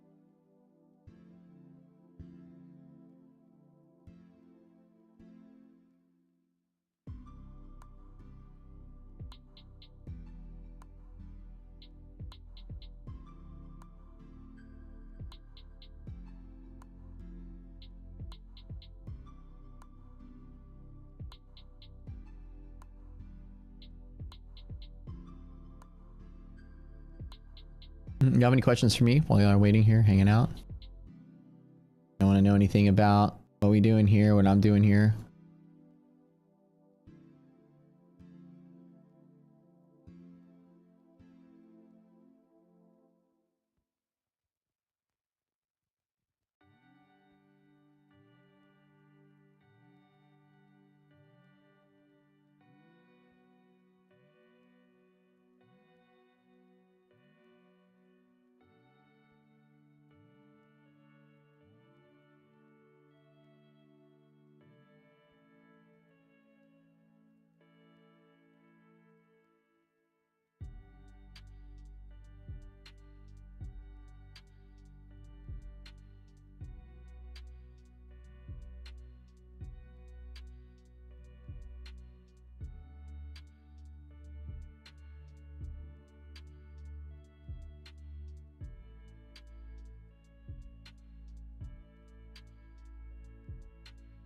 I'm sorry, let me go up really quick. LPM. Please explain why it seems price reacts to EMAs. So it's all psychological. There really is no magic to moving averages. Price will react to it because people will trade against it. An example is, okay, say the price is moving down like this. There's a moving average that's going to kind of like be slow. I'm just kind of making this up. The price falls and then the average moves slower because it's encapsulating candles. Like this data point is pulling that period. This data point is pulling that period, etc. So moving averages will move slow because they're using other periods of time that weren't moving as fast. So clearly they'll be slower. And then when price gets to it, it just has psychological effects on people. People will actually trade off of it. There's nothing special in a moving average because you have flexibility to choose what period you set it to, right? So price, when it just reaches a moving average, you'll have traders that will trade on them. Now there's common ones like the 50, the 100, the 200 that many traders used systematically, but it becomes self-fulfilling at that point. If everybody in the world decided to short the market the moment there was a full moon, the market would fall. Because there's a full moon. Did markets really fall because there was a full moon? Well, yeah, because we made them fall. So the full moon strategy is a foolproof strategy if everyone does it. So trading is not about the dynamics of what prices something in. Trading is about behavioral effects of what the majority of people do. And therefore, any observation you make, LPM, has everything to do with the amount of people behaving there. So whether they're behaving there because of the line itself or they're behaving there because there's some other reason they're behaving there. Either the line is the reason it's selling off or the line identifies the place where it's selling off and we don't know the reason. All it's telling you is that there are people doing something there en masse. So actually, oh, you said I drew it exactly the way that it was? Oh, yeah, I was just thinking ahead in averages, but yeah, so that's was that the 100 EMA, the 100 EMA? Like that, yeah. Coffee or tea? What's your favorite? I like both. I'm more coffee drinker, but I do like to drink tea every night. I have some green tea that the girlfriend's dad got me from Vietnam. It's pretty good. So usually every night I'll have a cup of tea. Nvidia tapping hedge. But there is no magic about a moving average, which means there's no magic about a MACD. There's no magic about a Bollinger Band. There's nothing magic there. The only thing that makes those things work are the people that use them. The reason Fibonacci's work sometimes is because people will trade off of them. And if enough power is trading off of it, it creates the market. Thing is, we try to think of the stock market as a thing that acts on its own. But believe it or not, the stock market is the sum of all of our decisions. Humans. What we do. And so therefore any behavior you see is just the sum of a bunch of people doing it. The market's actually made by us, right? So there's no magic system to figure out. Indicators don't really have a magic to them, which is why technical based algorithms that are all technical analysis that say they predict the market it's a misclaim. It's nothing correct about saying that. It's really, if it predicts anything, you're predicting the behavior of people. People are going to be buying and selling here. And for whatever reason, your guess is as good as mine. That's up to you, LPM. I don't tell people to remove technicals from their charts. I think a lot of people here end up doing that at the end of the day because they realize that for the first time maybe ever, they have an exploit-based strategy instead of a technical-based strategy, where we're looking at just positions. And so for some people, that's just enough, kind of like me. That's just enough that I need, but doesn't mean that it's for everybody. Technicals are actually pretty good because they do identify behavioral patterns in people. But with any technical system you use, you want to stack Rocket Scooter on top of it just to get extra confluence, for sure. So I wouldn't necessarily say remove them, but they certainly need assistance. If you're trying to ask like why people are selling there, get other reasons. If I ask everybody in Rocket Scooter, why are people buying here? Well, they'll say because the gamma on monthly options is greater than 0 on all options sold to market makers. Therefore, the delta hedging is greater than 0, which means order flow is maximized to the long side. So like there's a reason that this is going higher because now you have machines longing the market to balance options. So like that's the why. If your average is crossed over here and you identified, aha, people are probably buying here, and then it moves, well, this is the why, be a positive monthly gamma. And so when you look at that, now you have the why to answer the behavioral pattern. So both of them go hand in hand pretty well, actually. No problem. So with MHP res being negative, can you explain why I didn't break the tie? Irrational is your guess. Again, that's correct. So irrational markets, the index is moving faster than the stocks, as you see. The index right now, Chase, is moving on its own accord. The index is being squeezed faster than the stocks are. And in irrational markets, hedge funds can get squeezed out of their index positions before the stocks even budge. You guys are extremely good at this. That's it. That's correct. So like I said, we don't really utilize resilience to its fullest power during irrational periods of time. Keep that in mind. Because in irrational markets, the markets are squeezing faster than stocks. Let's put a random stock up there, Nvidia. It's a big moving stock. See, Nvidia is moving really fast and the index is going with it. Let's see what Google's doing. Google's moving really slow. While it is pivoting up at the same place, one can see that Google is not moving as fast as the index is. The index is moving a little faster. You see how that works? I'm just pulling some of the tech stocks. Microsoft pivoting higher, but the index is moving faster than Microsoft. The index is being squeezed a little harder than the stocks themselves are. And in irrational markets, you can sometimes see that. And it's unpredictable to any degree as to what moves first, because that's the exposure of people trading. Hedge funds and firms will decide to close a short because they want to close a short.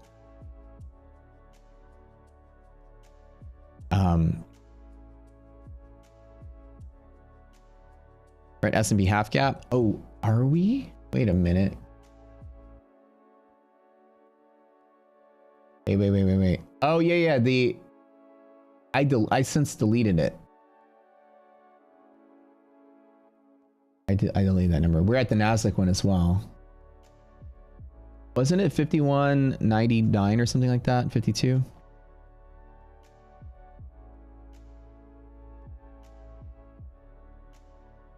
My brain is like, push the button. Push the button, man.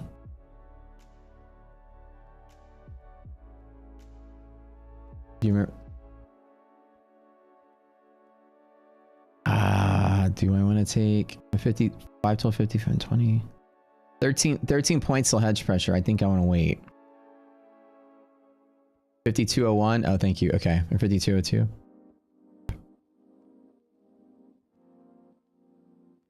Going for the hedge. Yeah, Louis, dude, I'm scared, bro. I think I'm gonna do what you're doing. I think I want to wait. You know me. I want to wait. I'm gonna wait.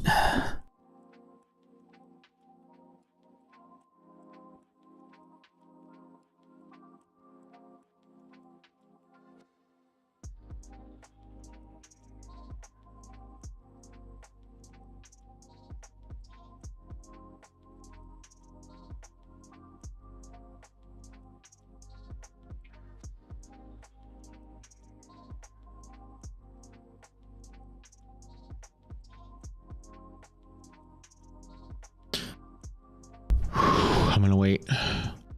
Too late to this long. Yeah, I'm gonna wait for a resistance on hedge. I want the number 3 trade on the bear short up. I want to trade right up here. And I have an inkling that we're gonna go short. We're gonna pivot shorter than the actual pivot itself. Let me double check Q's and Russell really quick. Russell's clean today. Go long up. Nasdaq. Okay, so Nasdaq in the same boat. So let's watch them tandem together. Nasdaq could get an excursion here and a quick pop to there. I'm definitely shorting on hedge. Okay.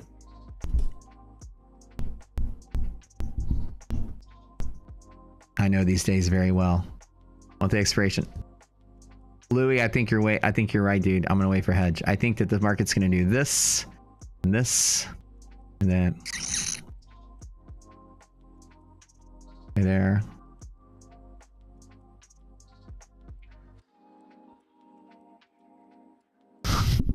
I think it's gonna be something stupid like that. Let me take a picture just to see if my scribble's right. It's gonna resist, fall, rally way back up, break the high, then crash at the end of the day. Let's see if I'm right. You know, stupidity happens on monthly expiration day.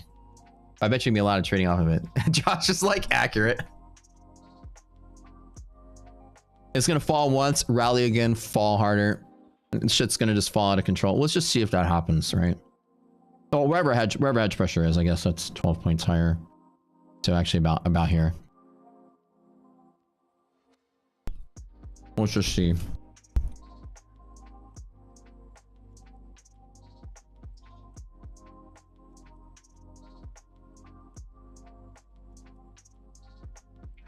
Yeah, when the indices line up like that. Yeah, like the pivots are really clean. Wish me luck.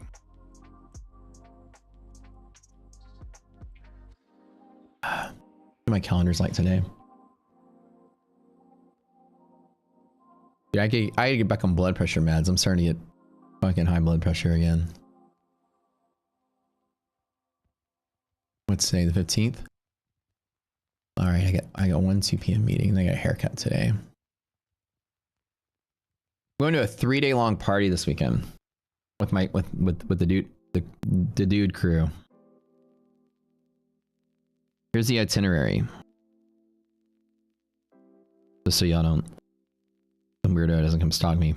Friday, we got an Airbnb, private chef coming to cook for all the guys.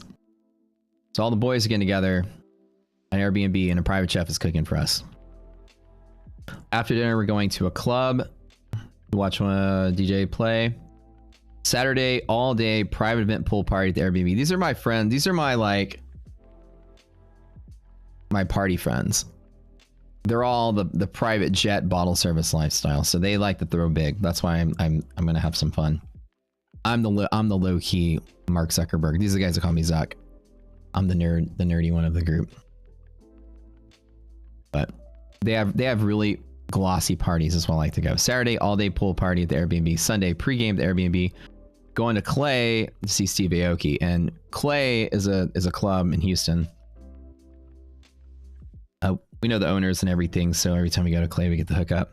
So very high probability we get to go chill with Steve Aoki, maybe after he plays. But it's called the Steve Aoki Pool Party. That's kind of fun. I'm a fan. I think he's cool. I saw him last year or 2 years ago at the Bitcoin conference. That'd be fun. Like I said earlier in the stream, I feel like he's a super chill guy. Like I feel like he'd be so cool to just like chill with for a little bit. He's what is it? He collects comic books or something too. He does something nerdy like that. We would be buddies in real life. Comics or cards. He collects cards. That's right. Can I do a live stream doing my? Oh yeah, I should actually do a live stream making my my breakfast tacos. That'd actually be kind of fun. Who's the chef? Executive chef in San Antonio. Nelson, no way. At the moment, used to be in restaurants in Houston 2 years ago. Which restaurants? I used to own restaurants. I'm sorry, I can't read what that actually said. What restaurants in Houston? I'm such a huge foodie, man. I love going around and checking out new restaurants. I try to stay in the loop of like new stuff that's opening too. I'll find out who the chef is and I'll let you know. But if I know these guys, it's going to be like a spread, like good spread. These are the guys that surprised me on my birthday. And I tell you the story of my birthday. We went to this place called CL Dinner Club. Corelli's Italian? No way. I love Italian. I love Corelli's. I've been there plenty of times. I used to live in Rice Village. And I remember Paulaton Row, rest in peace. That was my favorite place to go because I lived in when I moved back to Houston before I got my house, I lived in that apartment right there in Rice Village. I lived at the Hanover. Nelson. So I used to walk to Paulaton Row. That's awesome. I used to go get just go there and get a drink and eat at all the places. It went bankrupt due to the pandemic. Yeah, that's exactly what happened. Because after the pandemic, it closed down, and now it's owned by the Blue Dorn people, right? They have like a Blue Dorn has a restaurant there now, and that's one of my I love Blue Dorn. But I'm sorry to hear about your Paulaton Row rallies, man. I didn't know you owned that. That's actually super cool. I was a frequent patron there. You probably didn't know me yet. I probably in the 2019, 2020, I would go there at least once a week. I'd wake up, I'd stream. I used to have a house in Pearland, and then I moved back to the city and stayed in an apartment for a little bit and was gonna get a house, and then COVID delayed that for another year. And then I moved back out to my area now. But that was like 2020 when I lived there.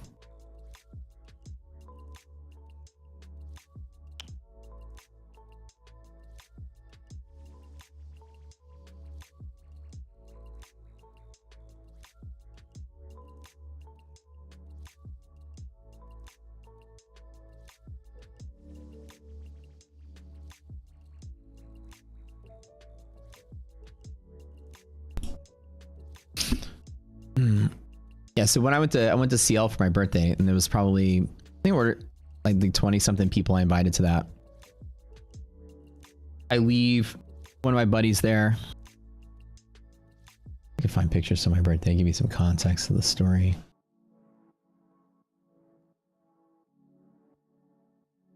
It's by far the biggest party I've ever been to.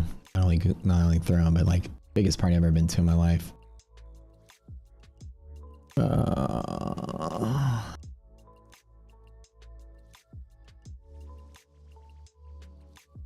Get pictures of this.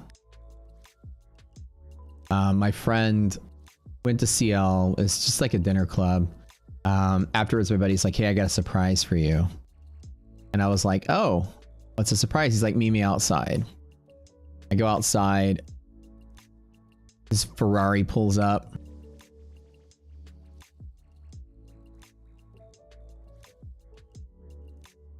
Well, let me find this really quick. And I was like, really? Ike? I was like, thanks, bro. He's like, no, that's not your surprise. He's like, you want it? I was like, yeah. He's like, all right, you can have it. No, just kidding. I was like, oh. He's like, yeah, I bought this new car today. And that was his third Ferrari. I was like, don't you have like 2 more of those? He's like, yeah, but I wanted a different color. I was like, that's hilarious. But he's like, no, your surprise is even better than this. And I was like, oh, did you get me a jet? I was just joking around. These guys are like doctors that own urgent care clinics. This guy owns like hundreds of them. So anyways, the surprise was they bought me like half the club at this one place, and they were like, they bought all the tables, paid for everything. They were very generous, very, very lovely people too, and just really cool guys. And we walked to the club. The whole half of the area was roped off. And it was just like, we had this whole back half, just all my birthday. That's me being stupid. That was the dinner club. I think that was... Yeah, that was my birthday party here. They were being goofy with the stuff. But anyways, yeah, so CL was pretty cool. Nelson, I don't know if you were around here. Do you still live in San Antonio when they opened CL? They've been doing a lot of these like dinner club, dinner with the show concepts in Houston. I know it's really popular everywhere, but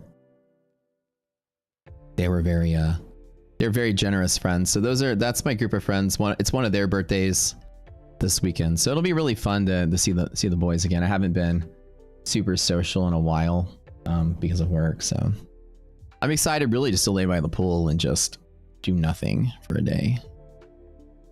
The Blue Darm family is great. Used to work for Sochi. Oh, I love Sochi. What a cool restaurant. I went there for National Margarita Day one time, and they have like this, what's it called? Like the world's greatest margarita that they had there. Let me see if I can look it up.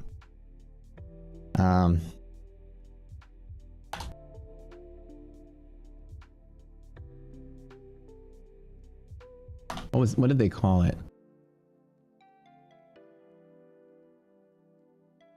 I'm a big fan of that. Oh, here it is. Here's an article about it. Yeah, dude, I love it. Was so good. They had, yeah, this is the one, the world's greatest margarita, and it was at Karakal in Sochi.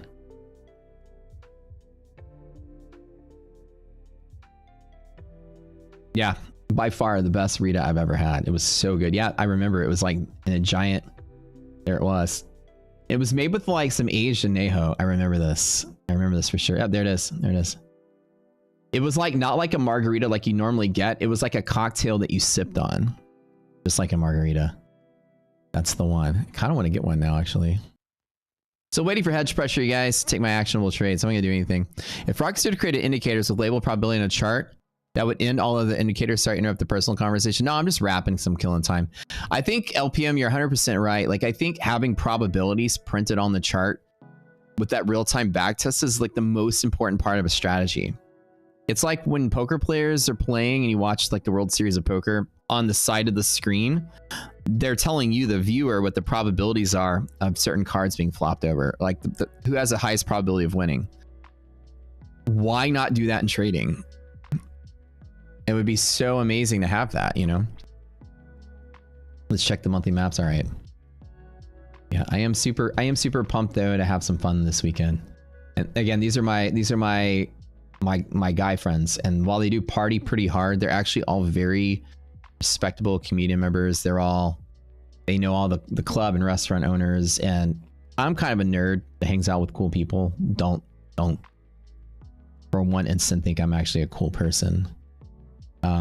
But I get all kinds of fun things happen in my life because of my friends. They all do such cool shit. and I just tag along. And I've done so many cool things. Like this weekend, it might be hanging out with Steve Aoki. Like, what? I was like, okay, I'll go. Yay!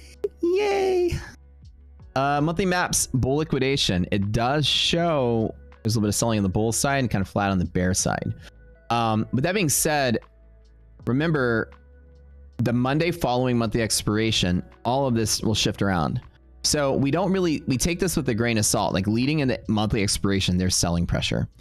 But that very next Monday, the monthly map can shift drastically. So don't say like, we're bearish for a couple weeks. It's the probability of it staying here is kind of lower. But leading into monthly expiration, there certainly is selling pressure, as you see on monthly maps. Bulls are just taking profit. And we're seeing that, aren't we? Right? But Monday is gonna be a whole new day, a whole new setup. So Michigan numbers came in neutral. Oh, looks like they did. Economy not deteriorating, not improving, holding pattern.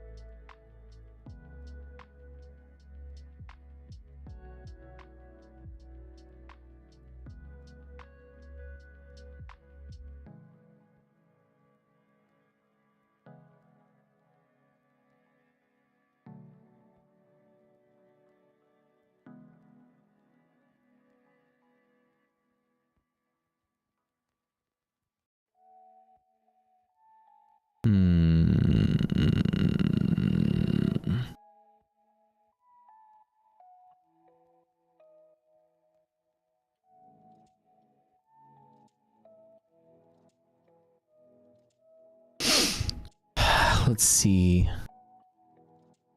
I'm still gonna wait on this. Not gonna move on it yet.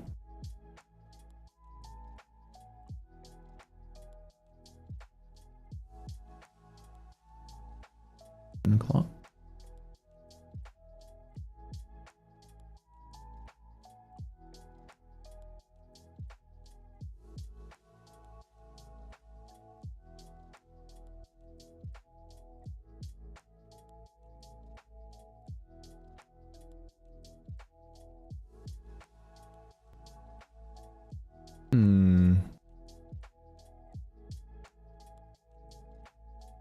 I'm just gonna wait for these things to kind of line up. I do want to take a higher short.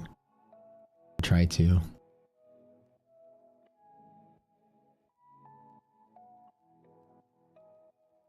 What was I trying to do? Oh.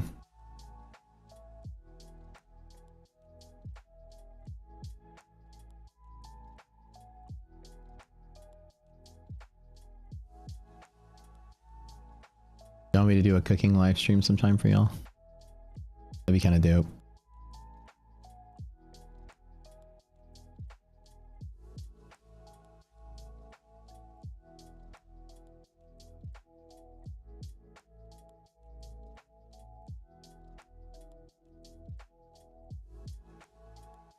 I don't do any IRL, a lot of IRL streaming. Or any at all, but that'd be kind of fun. Like a mobile setup. Join me when I cook at night. We've got IRL streamed at night. Come hang out with me, guys. We're at the pool today.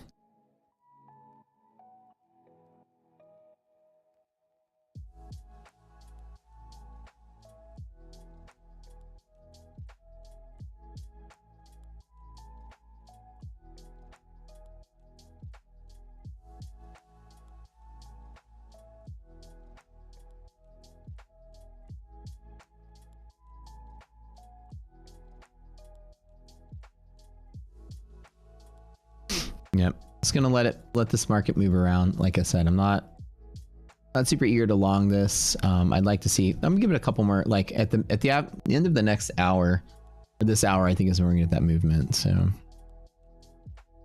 a whole another hour of waiting. I don't think I'm gonna make y'all wait around for that. But I will short hedge pressure today if we get there. Mark my words.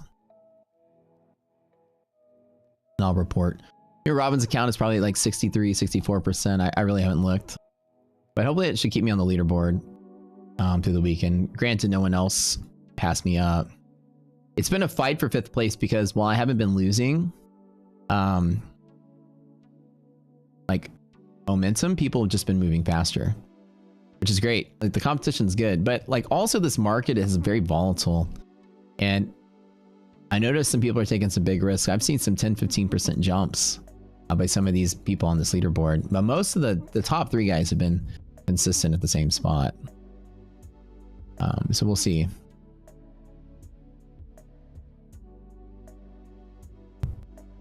We'll see. Like I said, it's anyone's game. I think a lot of people are probably gonna. It's like if I don't, I'm not gonna like try to pace myself any faster. I'm just gonna do what I'm gonna do. So I fell off to 5th place for like a day, and then I jumped back on the next day as somebody else moved slightly faster.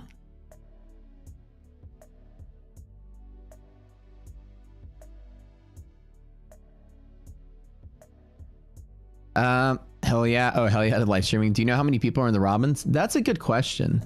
I don't know. It's never published, like the full list. I'd like to see the full list. Like I'd like to see the full list of people who've like burnt out and blown up too, you know, but that stuff I guess is hidden. It'd be kind of cool to see like who stinks and who doesn't.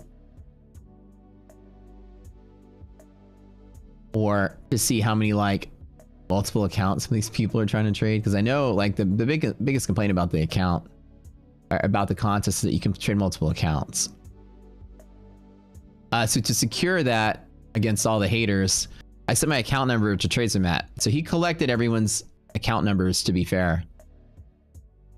So at the end, and I'll post all the broker statements to support the account as well.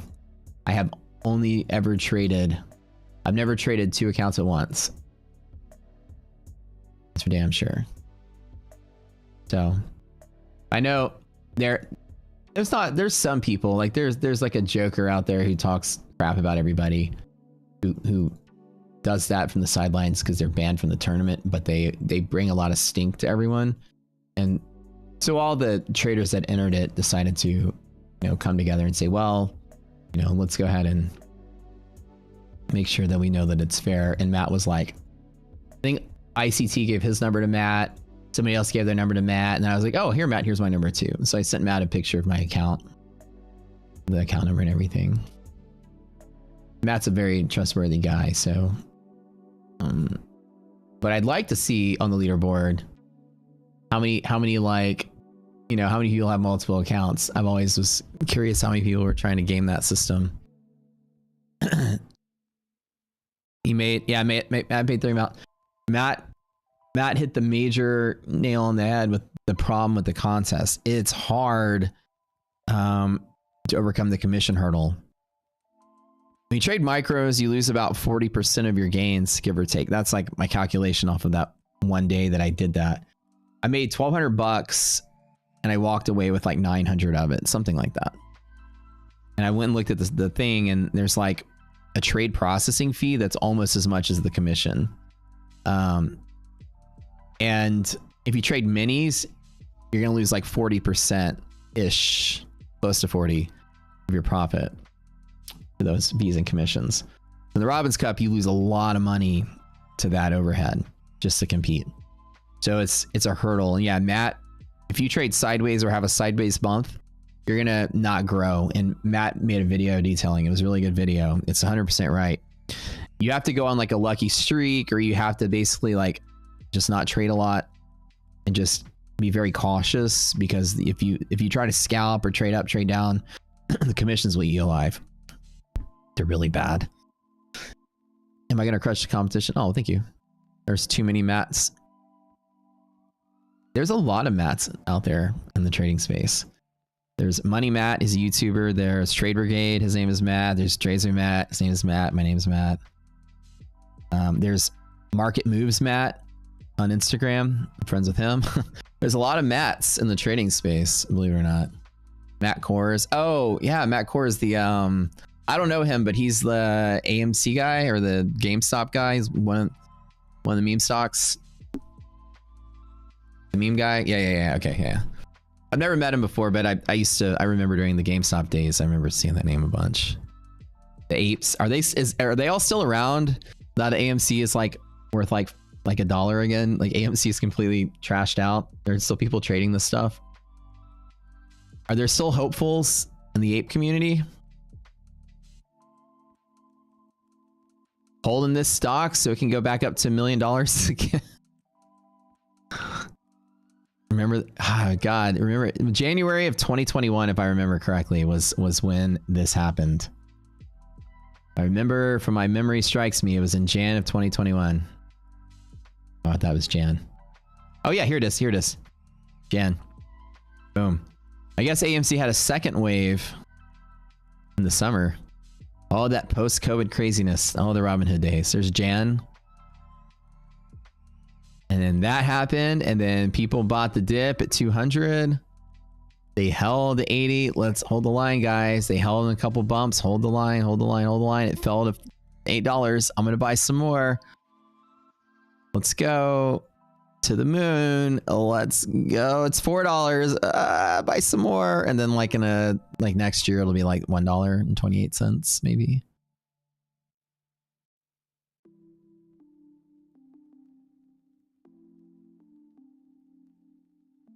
You said Matt says nothing but nice things about you. Oh, Tracer Matt? Oh, well, that's sweet. Matt's an upstanding dude. I really like him. He's really a cool guy. Very few cool guys in the space. That's what I have to say. People that aren't out to like get other people and aren't out to like flex on other people. They're just there to do their job. And track status and progress. I've hung out with him before in real life. Really friendly guy. I've met his wife as well. She's really lovely. Yeah, they're just great peeps. It's what you get in Texas. Texas is usually good peeps. So that's really nice of him to say that.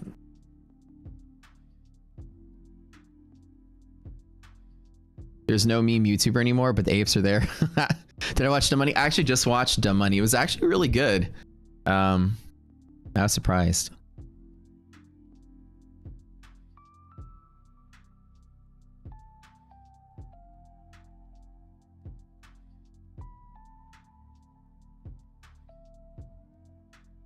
This was a pretty good movie. When I saw Seth Rogen in it, I was like, oh, it's going to be like a parody, like a comedy. And it actually turned out to be a serious biopic. It was really good. I was like, oh, nice.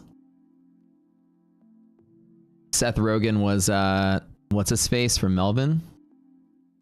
And then,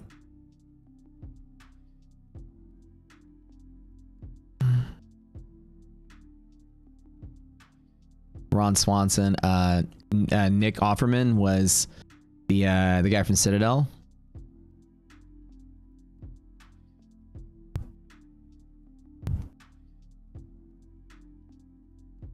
Yeah, Ken Griffin. Yeah, that's right. I always forget his name. Ken Griffin was played by Nick Offerman. Yeah, it's a good movie. It's on Netflix, I think. I watched it last weekend. Actually, I watched it.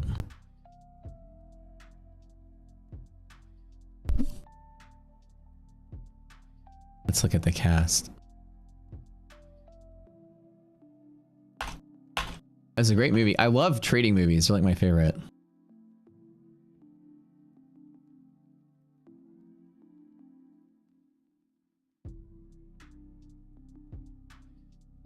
Yeah, Paul Dano played Roaring Kitty.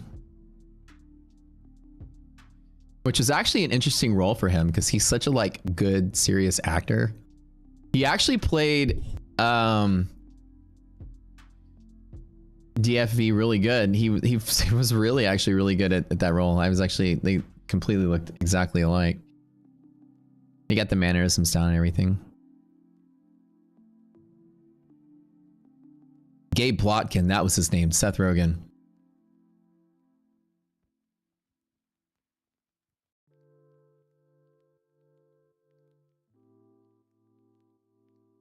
Oh yeah, Steve Cohen was what's his Vincent? What's his name? I forget his name. Yeah, that's the guy who played And he's so he was Private Pyle, if you guys remember, in Full Metal Jacket. I remember that. That's the guy that played Cohen.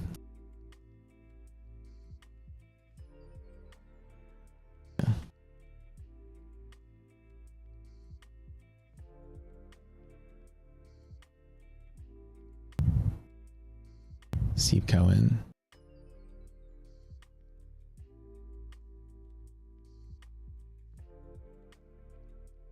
Who else is in that movie? Oh, P. Davidson was in it. Shailene Woodley was in it. Oh, that's right. She was his she was Keith Gill's wife. Was her name Caroline. Clancy Brown was his dad. I remember Clancy Brown. He's from Lost and other things.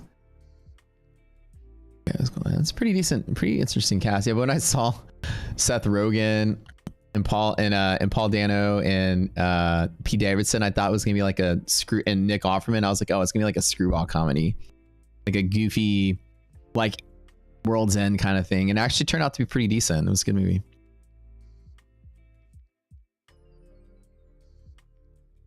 Is it possible to find stocks where MHP is below hedge pressure and stock just broke HP up? Yeah. Let's piece it together. Okay. So you want to find stocks where MHP is below hedge pressure. So you want to find all the stocks that are down. So let's first of all do liquidity map current. Click that on. We'll go to here and we'll pick all the ones that are D's, because D means what you just said. D, D, D, D, D, and D. It means MHP is below. I'm sorry, I want the U's. So MHP is below, so you want all the U's. My bad, I read that wrong. So we're going to sort by all the U's first. That'll give you stocks where hedge pressure is above monthly. And then a stock that just broke HP up. So just like you said, HP break up. And I have 48 of them. Let's do distance to hedge pressure and find ones that are right on the edge. CCL just happened. Long up. Let's find the bull long ups like AEO, bull long up, General Motors, bull long up. Right in the edge here. So you're looking for those. IWM, Chewy, Oracle, AMC. Oh shit, AMC baby. Here we go. To the moon. Today's the day. AMC, $10. Let's go. Just kidding. Yeah, so that's how you do it. So again, LMC, choose the U's, and then HP break up, and that'll give you your breakouts. Good question. Yeah. And congratulations on winning an Oscar for Best Supporting Actor. Who won that? Really? I didn't watch the Oscars this year. Oh. Robert Downey for Oppenheimer. Did Oppenheimer sweep this year? I'm assuming that it did. Did Barbie win any Oscars? Did Ryan Gosling get Best Actor? Is there a way to find stocks? I'm sure Cillian Murphy got Best Actor, right? I didn't watch. I didn't even know the nominations. But I'm sure this was like what we call Gladiator year, where just one epic movie sweeps and everyone wins. Oppenheimer swept. Oh yeah. Best Actor, Best Screenplay, Best Music, Best everything. And then a Miyazaki movie probably got Best Animated Film, and usually how it always is. And some obscure indie flick got Best Editing. It was Poor Things. Oh really? I actually never saw Poor Things. It looked cool. I never saw it.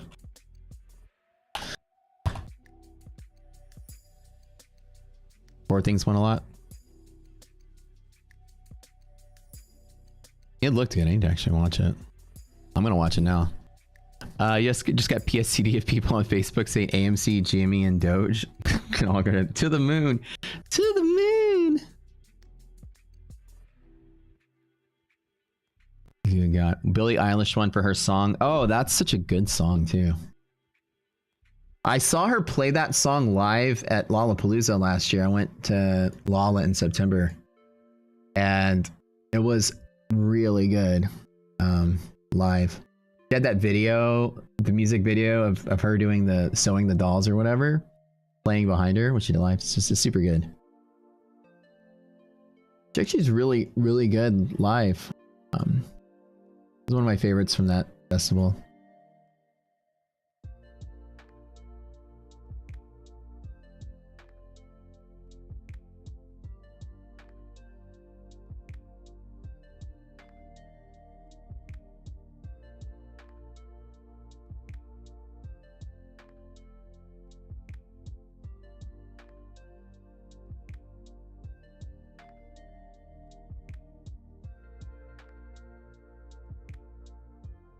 Crunchyroll awards are better. I think it's really good and funny, but it's not for everyone. It can some people hating it. I have no idea what it's even about. It just looked cool from some of the brief like commercials and stuff I saw. If you don't like sex in movies, then you're gonna hate Poor Things. Oh great. What kind of movie? Oh boy.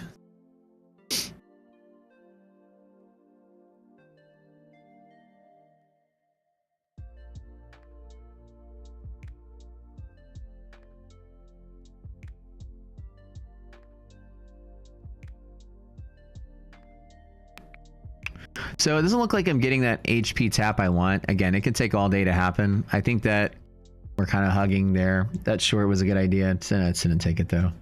All right, guys. 10:30. Got to call the stream. Got to get out of here. We'll call it a day. $400, no big deal. Letting the market play around. It's monthly expiration. Let's just kind of like call it a day. Call it a weekend. I'll fill you guys in if I touch this, which might be rare. At the end of the day, hedge pressure short. If we do pop on the run up, might be after 2 p.m. though. I don't see any catalysts right now that European markets are closing pretty soon. I think they close in an hour, daylight savings time. So you're not getting motivation to do anything until then. Let things happen, play out. I'll trade the extremes. Other than that, I'm probably gonna be done. Let's go. Everybody head over to the Discord if you haven't. Check out the extended trial if you're just tuning in, or subscribe to the channel at least. Do that first. We love having you here. Leave us a comment if you want. Check out the extended trial. Like I said, join the community. We're doing webinars today, 4 p.m. Going over the statistics of liquidity maps. It's gonna be a huge thing. We finally have all that data to look at and chew on it. Lifetime members only. If you want to do the lifetime program, it's 40% off. Again, just as this week, so people can get in on those webinars. One price, get the platform forever with all the tools we make for it forever. Love to have you guys there. So thanks for tuning in. We love you. We will see y'all later.